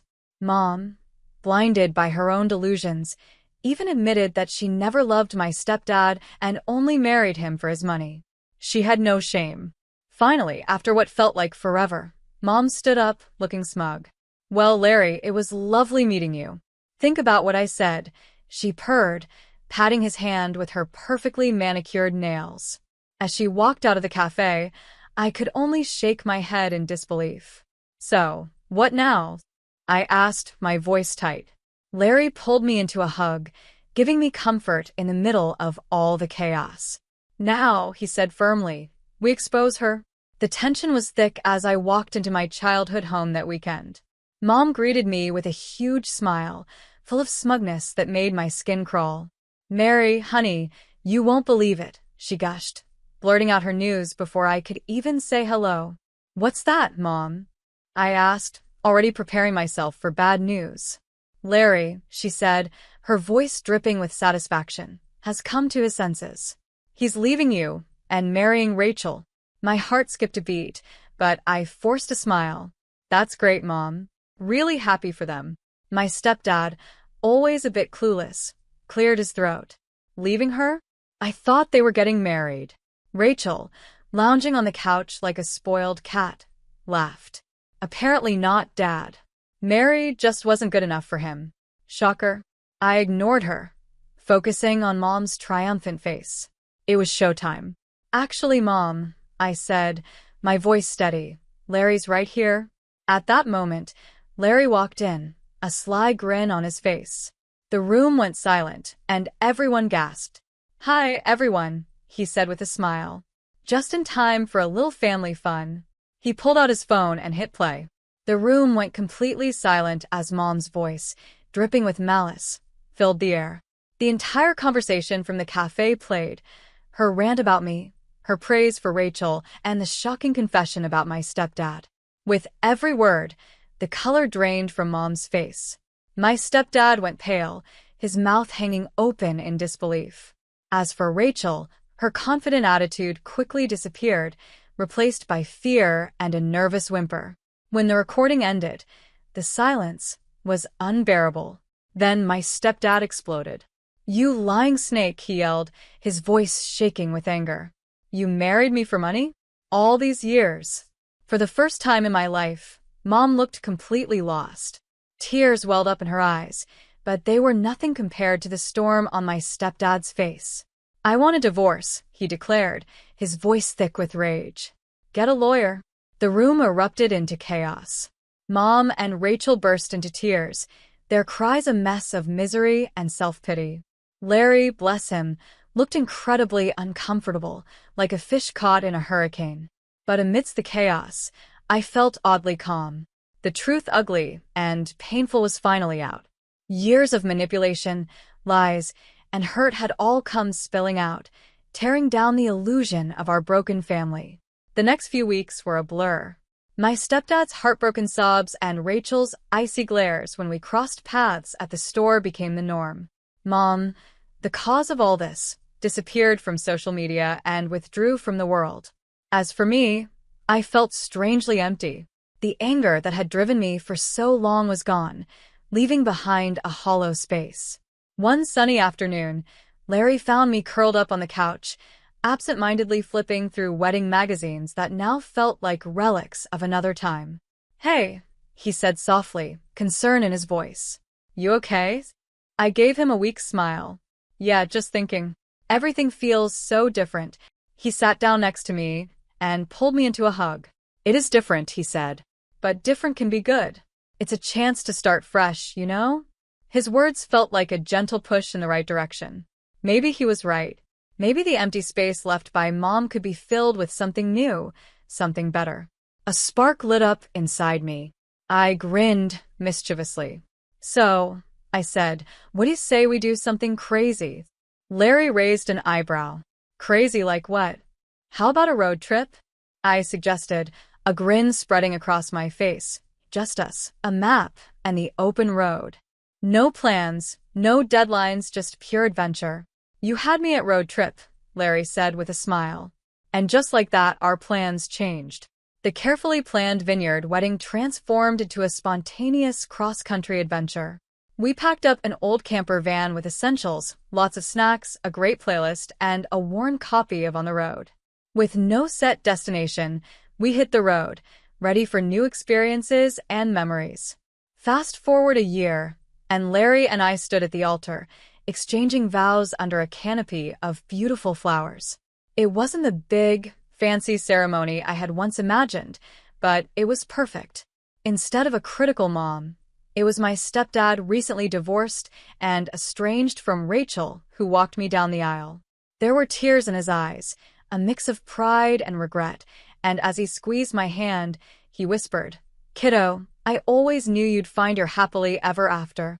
After the wedding, life settled into a happy routine. Larry and I built a life full of love, laughter, and the occasional road trip adventure. My stepdad became a regular visitor, sharing stories from his travels and dropping hints about wanting to be a grandpa. With a laugh, I'd reply, "Don't worry, you'll be the best grandpa ever."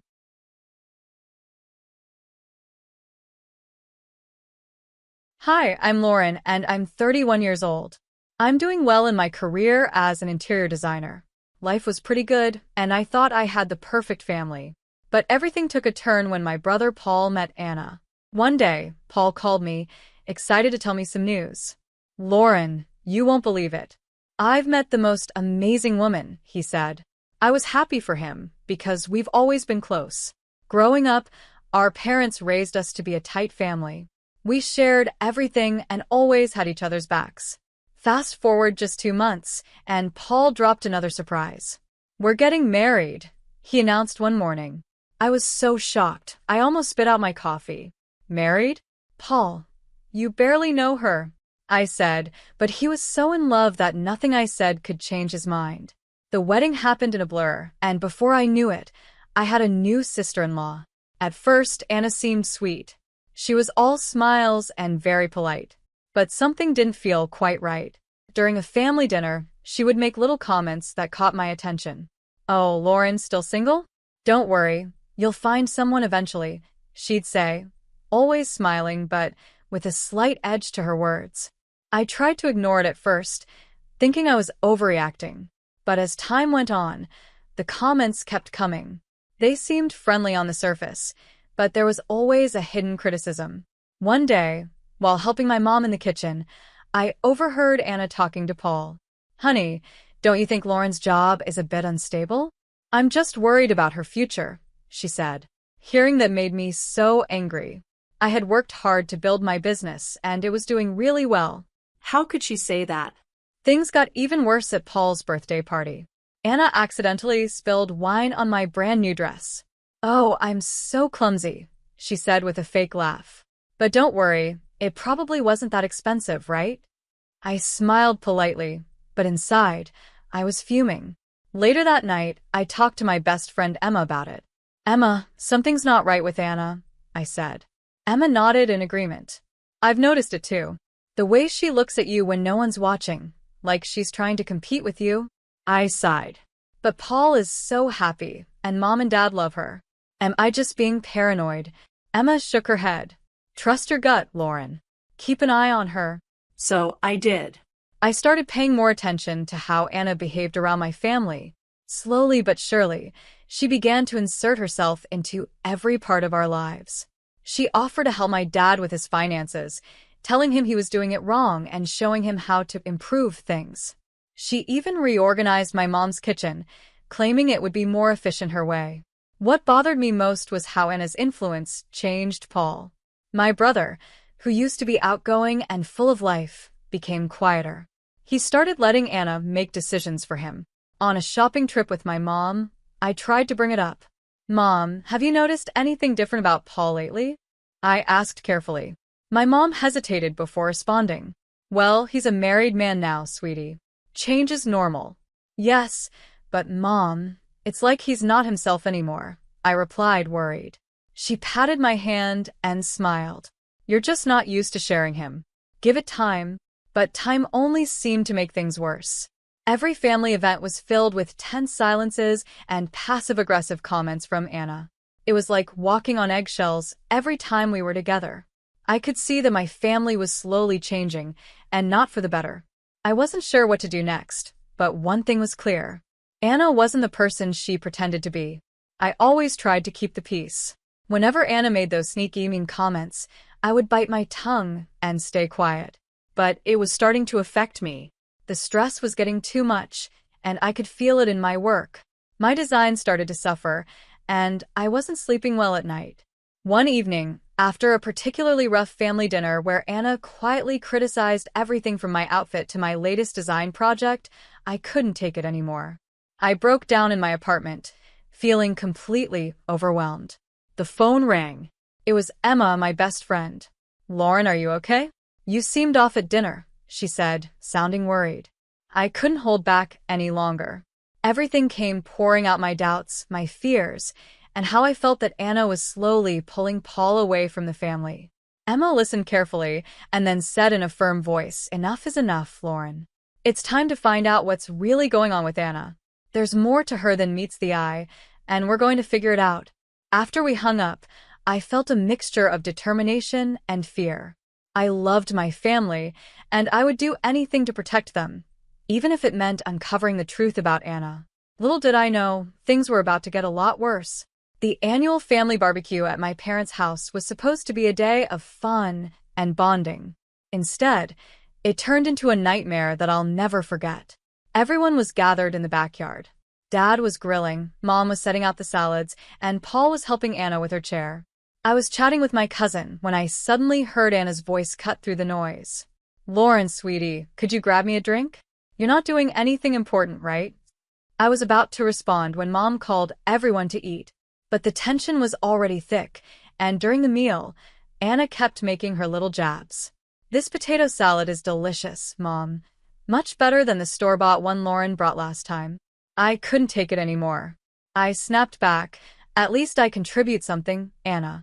What exactly do you bring to these gatherings besides criticism? The table went silent. Everyone looked shocked. Anna's eyes narrowed at me, and she shot back. Well, I bring class for one thing. Something you clearly lack. Without thinking, I retorted, Class? Is that what you call being a manipulative? Before I could finish, Paul interrupted, looking completely stunned. Lauren, he said, shocked that I was finally speaking up. Anna stood up from the table, tears forming in her eyes. I can't believe you would say such things to me after everything I've done for this family, she cried out and stormed off, with Paul rushing after her. I sat there, still angry, while my parents gave me disappointed looks, clearly not happy with how I had handled things. Later, as I was helping to clean up, Anna cornered me in the kitchen. Her sweet demeanor was gone, and her voice was cold. Listen here, you little nobody. Paul is mine now. Soon enough, the whole family will see you for the jealous, pathetic person you are. I couldn't believe what I was hearing. You're delusional, Anna, I shot back. That's when she did something I never expected. She grabbed a fistful of my hair and yanked it hard. Am I? Let's see what Paul thinks about his precious sister now, she said with a twisted smile. Before I knew it, she was dragging me by my hair into the living room where Paul was talking with Dad. Paul, Look what your sister did. She attacked me. Anna cried out, pretending to be the victim. Paul's eyes widened in shock as he looked at me. Lauren, what the hell, he said, clearly confused and upset.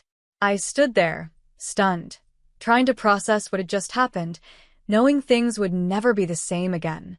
I tried to explain the situation, but Anna's fake tears drowned out anything I had to say. She was putting on a show, making it look like I was the bad guy. Paul looked confused and upset. I think you should leave, Lauren, he said softly but firmly. I left, feeling humiliated and furious. The next day, my best friend Emma came over and found me still in the same clothes from the day before, surrounded by empty ice cream containers. She looked at me and said, "That's it. We're not going to let her get away with this anymore. It's time to fight back." Over the next week, Emma and I started digging into Anna's past. The more we looked, the more strange things we found. Some of the stories Anna had told didn't add up. For example, the college she said she went to had no record of her. And the companies she claimed to have worked for didn't even exist. Then, by chance, I bumped into someone who would change everything. I was grabbing coffee when a woman named Angela introduced herself. "Oh, you know Anna?" she asked. "Is she still up to her old tricks?" My eyes widened in surprise. "What do you mean?" I asked her. Angela spilled everything. Anna had a history of bullying people at work, manipulating her coworkers, and even getting some of them fired by setting them up. Angela herself had been a victim. Anna planted fake evidence that got her fired for theft. "Be careful," Angela warned me. "Anna is dangerous when she feels cornered." I left the coffee shop with my mind spinning. I now had proof that Anna wasn't who she pretended to be. She was a manipulative liar, and I had to do something. But as I reached for my phone to call Paul, I hesitated. Would he even believe me? Or would this just push him further away from me? I stood there, torn between wanting to protect my brother and worrying that I might lose what was left of our relationship. After weeks of debating with myself, I finally made a decision. I called James, a private investigator who had been recommended by one of my clients. We met at a quiet coffee shop, and I handed him a folder with everything Emma and I had found so far. "So, you want me to dig into your sister-in-law's past?" he asked, flipping through the pages. "Yes," I replied. "I need more information. I need the full picture." James whistled as he went through the folder. "Your sister-in-law has more red flags than a parade," he said, shaking his head. "I'll see what I can find." 5 weeks later, James called me with news that sent chills down my spine. "Lauren," he said, "your sister-in-law isn't just a liar. She's a professional con artist. She's been involved in fraud in 3 different states and has used multiple identities over the years. And here's the worst part, she's been using your brother's business to launder money." My hands shook as I listened. "How is she doing that?" I asked. "Fake invoices, ghost employees, the works," James explained. "Your brother's business is a ticking time bomb. If this keeps going, it's only a matter of time before it all blows up." I thanked James and hung up the phone, my heart racing. I knew I had to tell Paul the truth, but I didn't know how. How could I break this news to him without completely shattering his world? Anna wasn't just a problem in the family anymore. She was putting Paul's entire life and his business at serious risk. Now, I was faced with a difficult choice. I loved my brother and wanted to protect him, but I knew that exposing Anna would turn everything upside down. I wasn't sure how far I was willing to go, but one thing was clear. Anna's mask had finally slipped, and there was no going back. It was time to reveal the truth, no matter how hard it would be. Before I could make any decisions about how to handle things, my phone buzzed with a text from Mom. "Family dinner tonight. Anna insists. Please come." Great. Just great. I knew this dinner was going to be tense, and the last thing I wanted was another uncomfortable night with Anna pretending everything was perfect. When I arrived, the tension was so thick it felt like you could cut it with a knife. Anna was all smiles, but her eyes were cold every time she looked at me. During dinner, she leaned over to Paul and said, "Honey, why don't you tell everyone about our vacation plans?" She smiled tightly, almost like she was daring me to react. Paul cleared his throat. "Well, we're thinking about taking an extended trip, maybe for 3 months." I nearly choked on my wine. 2 months? What about the business? I asked, shocked. Anna's smile got even tighter. "Oh, Paul can run things remotely, right, sweetie?" she said, as if she had already made the decision for him. Paul just nodded along, looking unsure but unwilling to challenge her. After dinner, I pulled Paul aside in the kitchen. "This trip, are you sure about this?" I asked quietly. He sighed and looked down. "Lauren, please. Anna thinks it'll be good for us to get away for a while, have some time apart from everything here." I bit my tongue, realizing how deeply Anna had him wrapped around her finger. Paul didn't seem like himself anymore. Over the next few days, I reached out to Angela and some of the other people Anna had wronged in the past. We formed a small support group, sharing our stories and any evidence we had collected about Anna's manipulative behavior. "We need to stop her before she ruins more lives," Angela said during one of our meetings. I nodded, feeling a plan starting to form in my mind. For the next week, I worked hard, gathering every single piece of evidence I could find. I wanted to make sure I had enough proof to convince everyone. But Anna wasn't stupid. She must have sensed something was going on. One evening, as I was leaving my office, I found my car tires slashed. A note was left on the windshield that read, "Back off, or next time it won't be just the tires." My hands shook as I called Emma. "She knows, Emma. Anna knows I'm onto her." Emma's voice was firm. "Then we move now, before she can do any more damage." I agreed. It was time to act. I called my parents, Paul, and the rest of the family. "Emergency family meeting tomorrow night. It's about Paul's safety," I told them. As soon as I hung up, doubt started creeping in. Was I doing the right thing? What if this plan backfired? But then I remembered Paul's defeated look, how Anna had twisted everything and manipulated him. I had to do this for him. The next day felt like it dragged on forever. I triple-checked all my evidence and practiced what I was going to say. Just as the evening approached, I got a text from Paul. "Anna's not feeling well. We might not make it." My heart sank. Of course, she would try to avoid the meeting.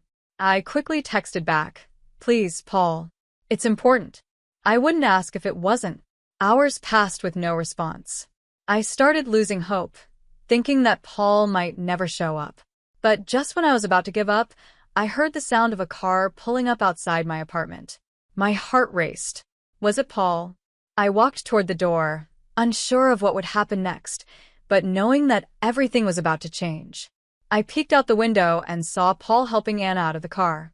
She looked pale, leaning on him dramatically, as if trying to make everyone feel sorry for her. When they entered my apartment, the tension in the room was so strong you could feel it.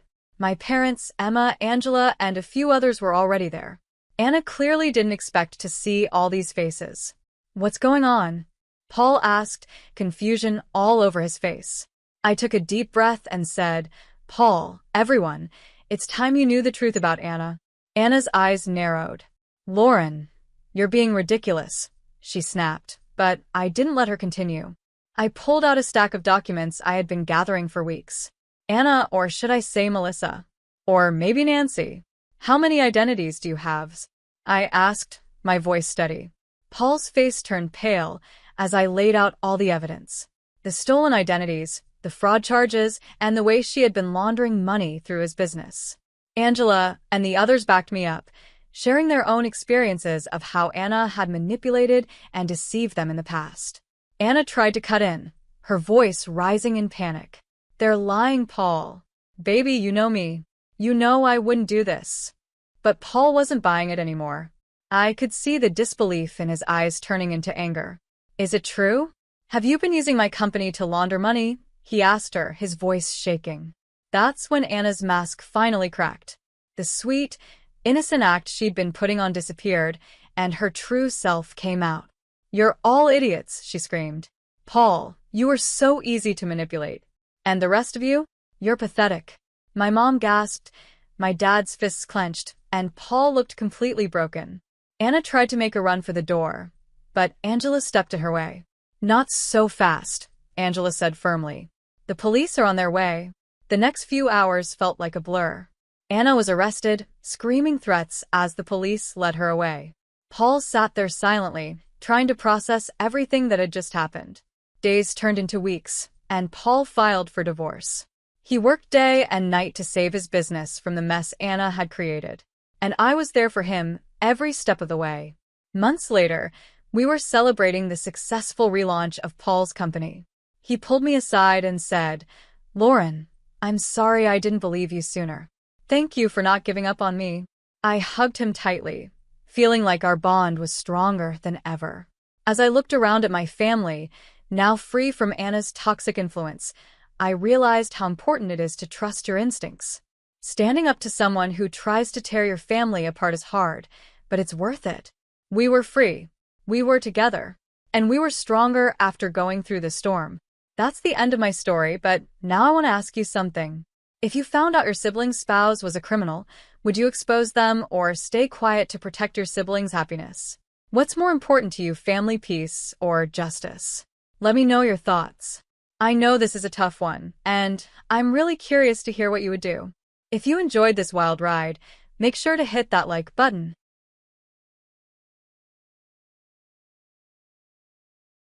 Melissa, the card isn't working. I can't get home like this. Fix it now, my husband shouted over the phone, stuck at the hotel. When I was in college, I lost my parents in an accident. I had to work several part-time jobs just to pay for school and struggled a lot.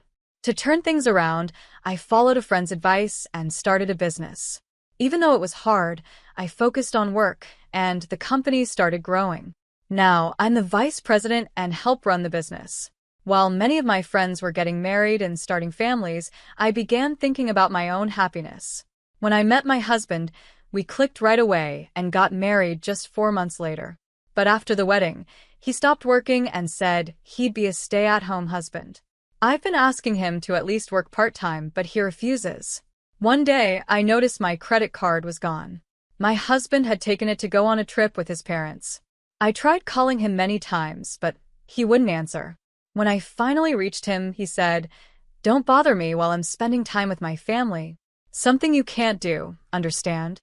I smiled and replied calmly, knowing that his actions would soon catch up with him.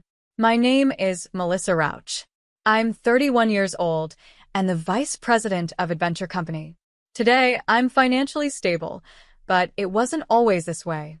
During my time as a student, life was really tough. My parents were killed by a car when I was in school, and that loss turned my world upside down. I had to figure out how to pay for my tuition, and despite scholarships and part-time jobs, it wasn't enough. I was constantly working, attending classes, and barely getting any sleep. One day, my classmate Kyle Walker came to me with an idea. "Melissa, let's start a company together. If we combine your skills and my business sense, we could really succeed." Kyle was well-liked and respected, so even though it was a big challenge, I decided to go for it.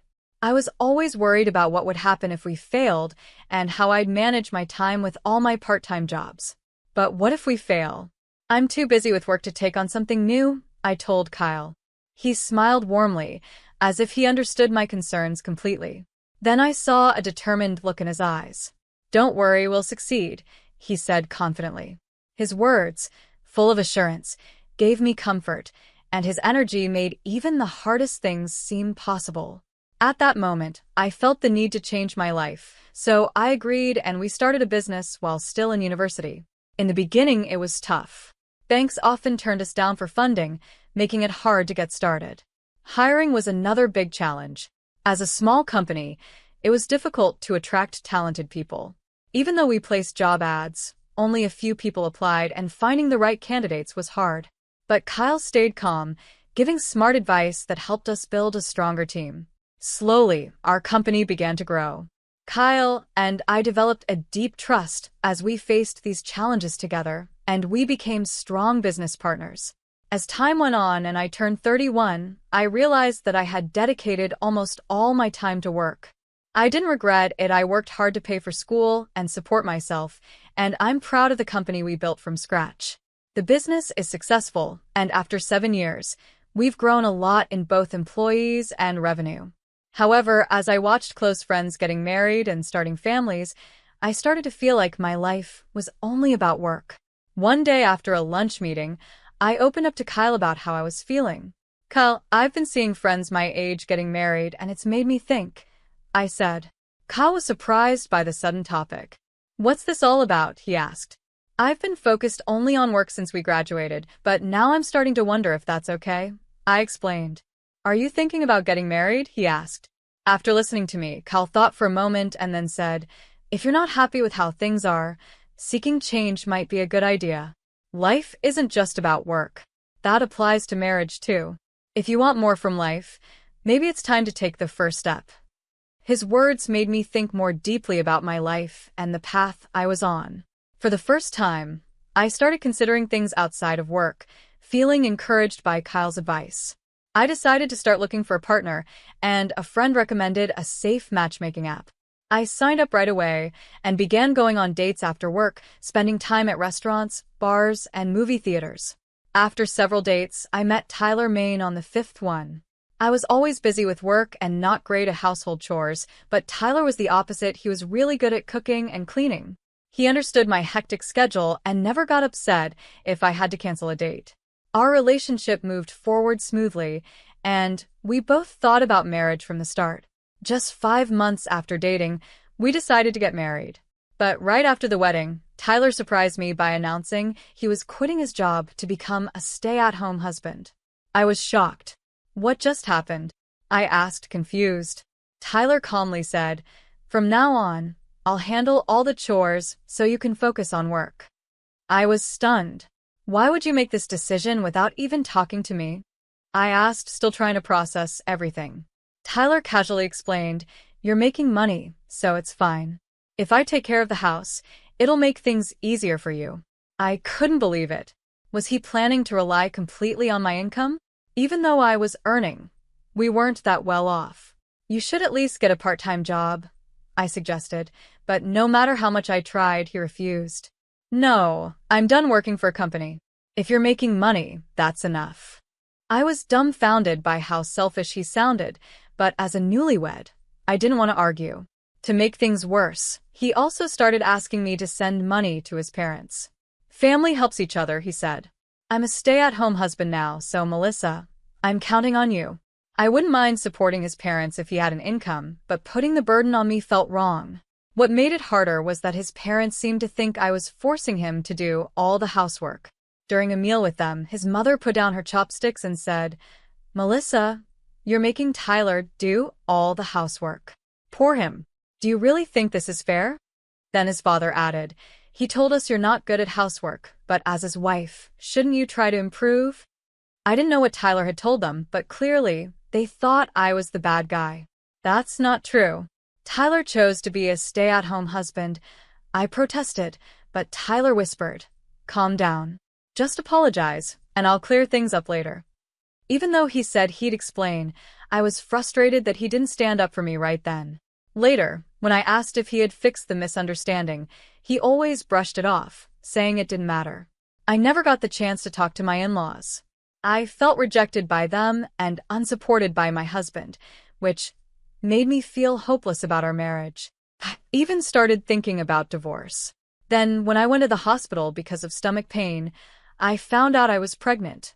I felt both surprised and happy, so I rushed home to tell Tyler. "Tyler, I'm pregnant," I told him. "Really? That's great," he said calmly, which confused me. There was no excitement from him. He just sat on the couch, watching TV, like my news didn't matter. The happiness I felt quickly turned to disappointment. His lack of interest hurt me deeply, and I went to my room in tears, wondering if the love we once had was gone. Even with a baby on the way, he didn't seem happy. I realized there might not be a future for us, and the thought of divorce weighed heavily on my mind. But with a baby coming, I couldn't make that choice easily. Could I raise a child alone? I hoped things might change when the baby was born. Maybe Tyler and his family would act differently. Holding on to that hope, I decided to stay in the marriage for now. As time passed, I noticed a large charge on my credit card statement one day. I couldn't find my card in my wallet either. Had I lost it? Was it stolen or used by someone? Worried, I brought it up with Tyler. "Hey, I found a big charge on my card that I don't recognize. Could it be fraud? Should I call the credit card company?" I asked. To my shock, he said, "I used it. It's not fraud, so don't cancel it." Apparently, after quitting his job and running out of savings, he had secretly taken my credit card and started using it without telling me. This, even though I was already giving him money for groceries and household expenses. "Why did you use my card without asking? And what did you buy with so much money?" I asked. "It's my right to spend it on whatever I want. I just need some money for myself," he shot back. "Then get a job and use your own money," I replied. But this was a conversation we'd had many times before. No matter how much I begged or got angry, he refused to work. The man I once thought would help support us was now barely cooking, mostly ordering takeout, and hardly cleaning the house at all. When I complained about the situation, he got angry. "You're the one making the money, so what's the problem? I'm your husband, and I'm doing the housework as a stay-at-home husband.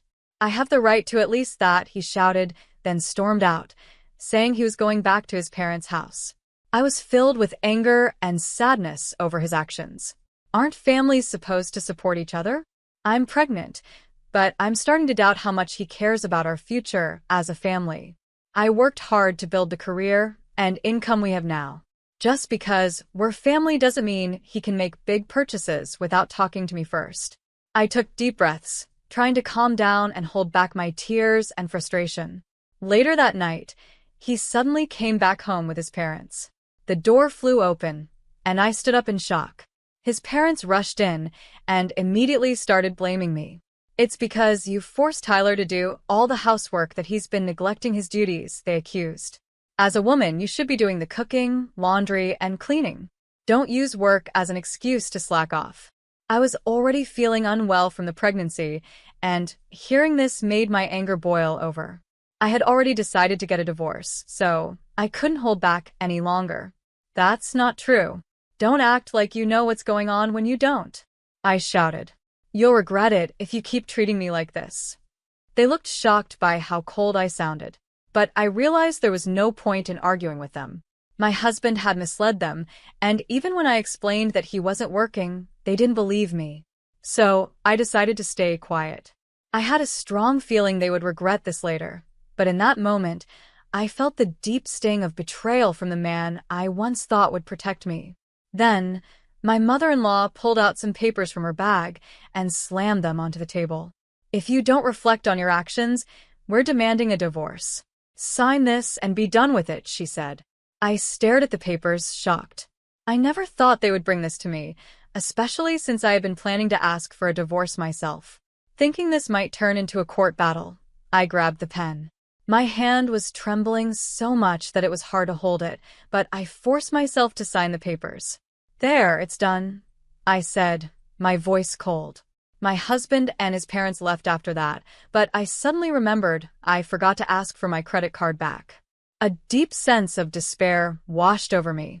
Then, out of nowhere, a sharp pain shot through my abdomen, far worse than anything I'd ever felt. I collapsed onto the floor. My breathing quickened, and sweat poured from my body. My vision blurred, and the unbearable pain left me numb. I tried to say, "What's happening?" but the words barely left my lips. With each breath, the pain grew worse, and my body felt out of control. I struggled to pull myself across the floor, desperately trying to reach my phone. My fingers shook as I clawed at the floor, moving forward inch by inch with all the strength I had left. The sharp pain threatened to make me pass out. Finally, I managed to make the call and, with a shaky voice, explained the situation. "Help, I'm in severe pain and I'm pregnant." I gave them my address and hung up. The pain didn't stop and my vision got blurrier. I collapsed on the floor, waiting for the ambulance. "Please protect my baby," I prayed, holding on through the agony. I kept telling myself I had to stay strong for my child. I was rushed to the hospital, where I faced the risk of premature labor. The doctor said it was due to stress and overwork, and I was admitted right away. Fear for my baby's safety overwhelmed me, and I must have passed out. After being in a coma for 6 days, I finally woke up in the hospital room. The pain had eased, and my body felt more relaxed. I immediately checked my belly and felt relief that my baby was still there. I took a deep breath, comforted by the quiet room and the soft light coming through the window. As my memories came back, I remembered the terrible pain, the ambulance ride, and the fear of losing consciousness. I was grateful to be safe and alive, but then my thoughts turned to my husband. I needed to contact him. I grabbed my phone and called him, but he didn't pick up. I had given his contact information to the paramedics when I was brought to the hospital, but I hadn't heard from him. I kept trying, and on the 5th call, he finally answered. His voice sounded strange, and the connection was bad. "What do you want at this hour?" he asked. I was rushed to the hospital for signs of premature labor. It happened after you and your parents left, I said, asking him to bring some things I needed. His response shocked me. That sounds tough, but I'm overseas right now, so I can't help. Overseas? I asked, stunned. I'm on vacation in Germany, spending time with my parents. Don't bother me. I'm fulfilling my filial duty, something you can't handle, he replied. I was speechless. How could an unemployed man afford an overseas trip? He kept talking about his duty to his parents, so I guessed he must have had some other source of money. With my voice shaking, I simply said, "Got it," and hung up. Afterward, I went to the hospital gift shop, bought some stationery and an envelope, and made a phone call to someone. The next day, my husband called in a panic, saying, "The card's not working. I can't get home like this." "Fix it right now," he demanded. I canceled the card. I replied calmly, though inside, I was boiling with anger. What? "I can't pay for anything." "What are you going to do about it?" he asked, sounding desperate. "That's your problem," I answered firmly. "This isn't just my problem. I'm still your husband," he shot back. I couldn't help but laugh. "What's so funny?" he asked, clearly confused. "Our marriage is almost over. The divorce process is already underway," I said, and his tone suddenly became tearful. "Please, just let me use the card temporarily so I can get home." "I'm begging you," he pleaded, but I felt nothing. "Figure it out on your own. You're no longer my concern," I responded coldly and hung up. 6 days later, my friend and the company president, Kyle, came to visit me. "Don't worry about work. Just focus on resting for now," he said. I smiled and replied, "It's the first time I've done absolutely nothing like this." Just then, the hospital room door burst open. My ex-husband and his parents, fresh from their overseas trip, stormed in. The moment he saw me, my ex-husband yelled, "What have you done?" "I had to borrow money from a friend just to get back home." His mother screamed, "This is unbelievable. How could you put us through this?" His father joined in, shouting, "Our son's carefully planned trip was completely ruined." Their fury exploded in front of Kyle and some people passing by, but I remained calm. "He paid for the trip with my credit card without my knowledge," I said. The mood in the room changed instantly. My in-laws exchanged shocked and confused looks, as if they'd just been struck by lightning. I continued. "Right after we got married, he announced he would be a stay-at-home husband and quit his job, but he's barely been helping with the housework." The room went silent, and I could see the distress on my in-laws' faces. What? "Tyler isn't working? That can't be true. He told us he had a job," my mother-in-law stammered, her voice shaky and filled with worry. My father-in-law looked at me, his face showing a mix of shock and disappointment. "The truth is, he's been unemployed the whole time, and I've been the one supporting the household," I explained.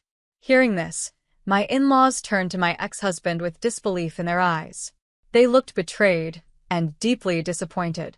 My mother-in-law pressed her lips tightly together, while my father-in-law clenched his fists in anger.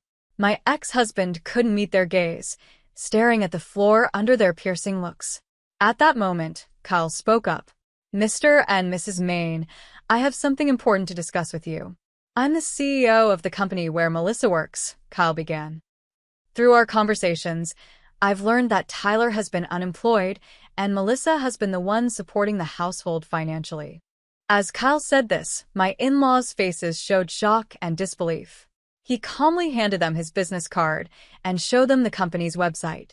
They took the card, their hands trembling as they looked at it. The truth was undeniable now, and their expressions turned to astonishment and confusion. "Our company is also a key client for a major project at Mr. Main workplace," Kyle continued. "But we cannot continue working with unreliable partners. This can't be happening. What will happen to the project?" "Tyler, how are you going to explain this?" my father-in-law stammered, barely able to speak. He looked crushed. My mother-in-law buried her head in her hands, pale and in disbelief. "How did it come to this?" she murmured. Tyler, now desperate, grabbed my hand tightly. "Melissa, please help me. I want to make things right," he pleaded, his eyes filled with fear and desperation. His hand trembled, but given how he had ignored me and done as he pleased in the past, I wasn't surprised to see him begging now. It's too late. I can't forgive what you've done, and this is the end, I said firmly, pushing his hand away.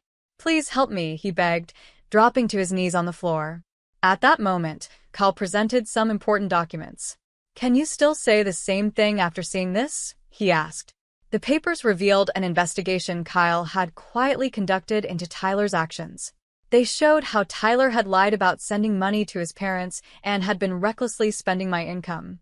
I can't tolerate anyone hurting a valuable business partner, Kyle said, his voice calm but filled with resolve. I've already spoken with our lawyer. You should prepare to compensate. Kyle delivered this news with a polite but firm smile, leaving my ex-husband and his parents in shock. As I lay in my hospital bed, I felt an overwhelming sense of gratitude and relief for everything Kyle had done for me. Since that day, the stress has lifted. I recovered from the threat of premature labor and eventually gave birth to a healthy baby. My heart is filled with both joy from the birth and the exhaustion of childbirth. Kyle and my colleagues even visited to celebrate, and since being discharged, I've been enjoying peaceful and fulfilling days. I moved into a new apartment that Kyle had arranged for me, thanks to his thoughtful care. We chose a place where my ex-husband and in-laws would never be able to find us, ensuring our privacy and safety. The new apartment is in a quiet area, away from the busy city, surrounded by greenery and peaceful silence. It's the perfect place to enjoy nature, whether for a walk or just to relax. Here, my baby and I are starting a new chapter in our lives. With this fresh start, I feel both excited and nervous, but having supportive people around me has made things much easier. A few weeks have passed since I gave birth, and I'm currently on maternity leave, enjoying peaceful time with my baby. Kyle visits us regularly, bringing essentials and offering words of encouragement. One day, he came by again with new supplies. As he saw us, he asked, "Melissa, how are you feeling? The baby looks healthy, and that's what matters most." Thank you, Kyle. "We've made it through because of your support," I replied, grateful. After inviting him inside, I gently laid the baby in the crib and made him a cup of coffee. Looking slightly serious, Kyle said, "I need to talk to you about your ex-husband and his parents." "Is something wrong?" I asked. Kyle explained that he had been keeping an eye on them to make sure we were safe. They sold their house to pay the compensation and are now living in a rundown apartment. "Your ex-father-in-law lost his job, and all four of them are working nonstop," he said, placing some papers on the table. He went on to tell me that my ex-husband is now doing hard labor at a construction site. His laziness from when he was supposed to help with housework is causing him problems at work, and he's often scolded. He's finding it tough to adjust to his new job. Meanwhile, my former mother-in-law is working 2 jobs, as a cashier during the day and on a sandwich production line at night, without any breaks. She's suffering from back pain, but doesn't have the time or money to get treatment. My ex-father-in-law has been looking for a new job, but his age and lack of experience have made it hard. He's now working as a cashier during the day and as a janitor at night. As I listened, a mix of emotions filled me. But more than anything, I realized their struggles were the result of their own choices. I felt a brief moment of sympathy, but it quickly faded. Staying calm, I said, "Well, that's the consequence of them betraying us." Kyle nodded and said, "You're right. Now you're finally free. Let's focus on your happiness and the baby's well-being from here on." I fully agreed with Kyle, and I knew more than ever that my life moving forward would be about me and my child. The struggles and pain of the past were behind me, and I was ready for a fresh start. Afterward, with my lawyer's help, I demanded that my ex-husband and in-laws pay alimony and return the savings they had used without my permission. Even though they claimed they couldn't pay, I wasn't afraid anymore. For my child's future and mine, I stood tall and faced them directly. I won't be thinking about marriage anymore. From now on, I'll live a happy life with my child, I declared with a smile. Kyle responded, "That's the right choice. You're incredibly strong, and you deserve all the happiness coming your way." His encouraging words gave me even more confidence. Now, my future is all about finding happiness with my child. This fresh start is a big step forward for us both.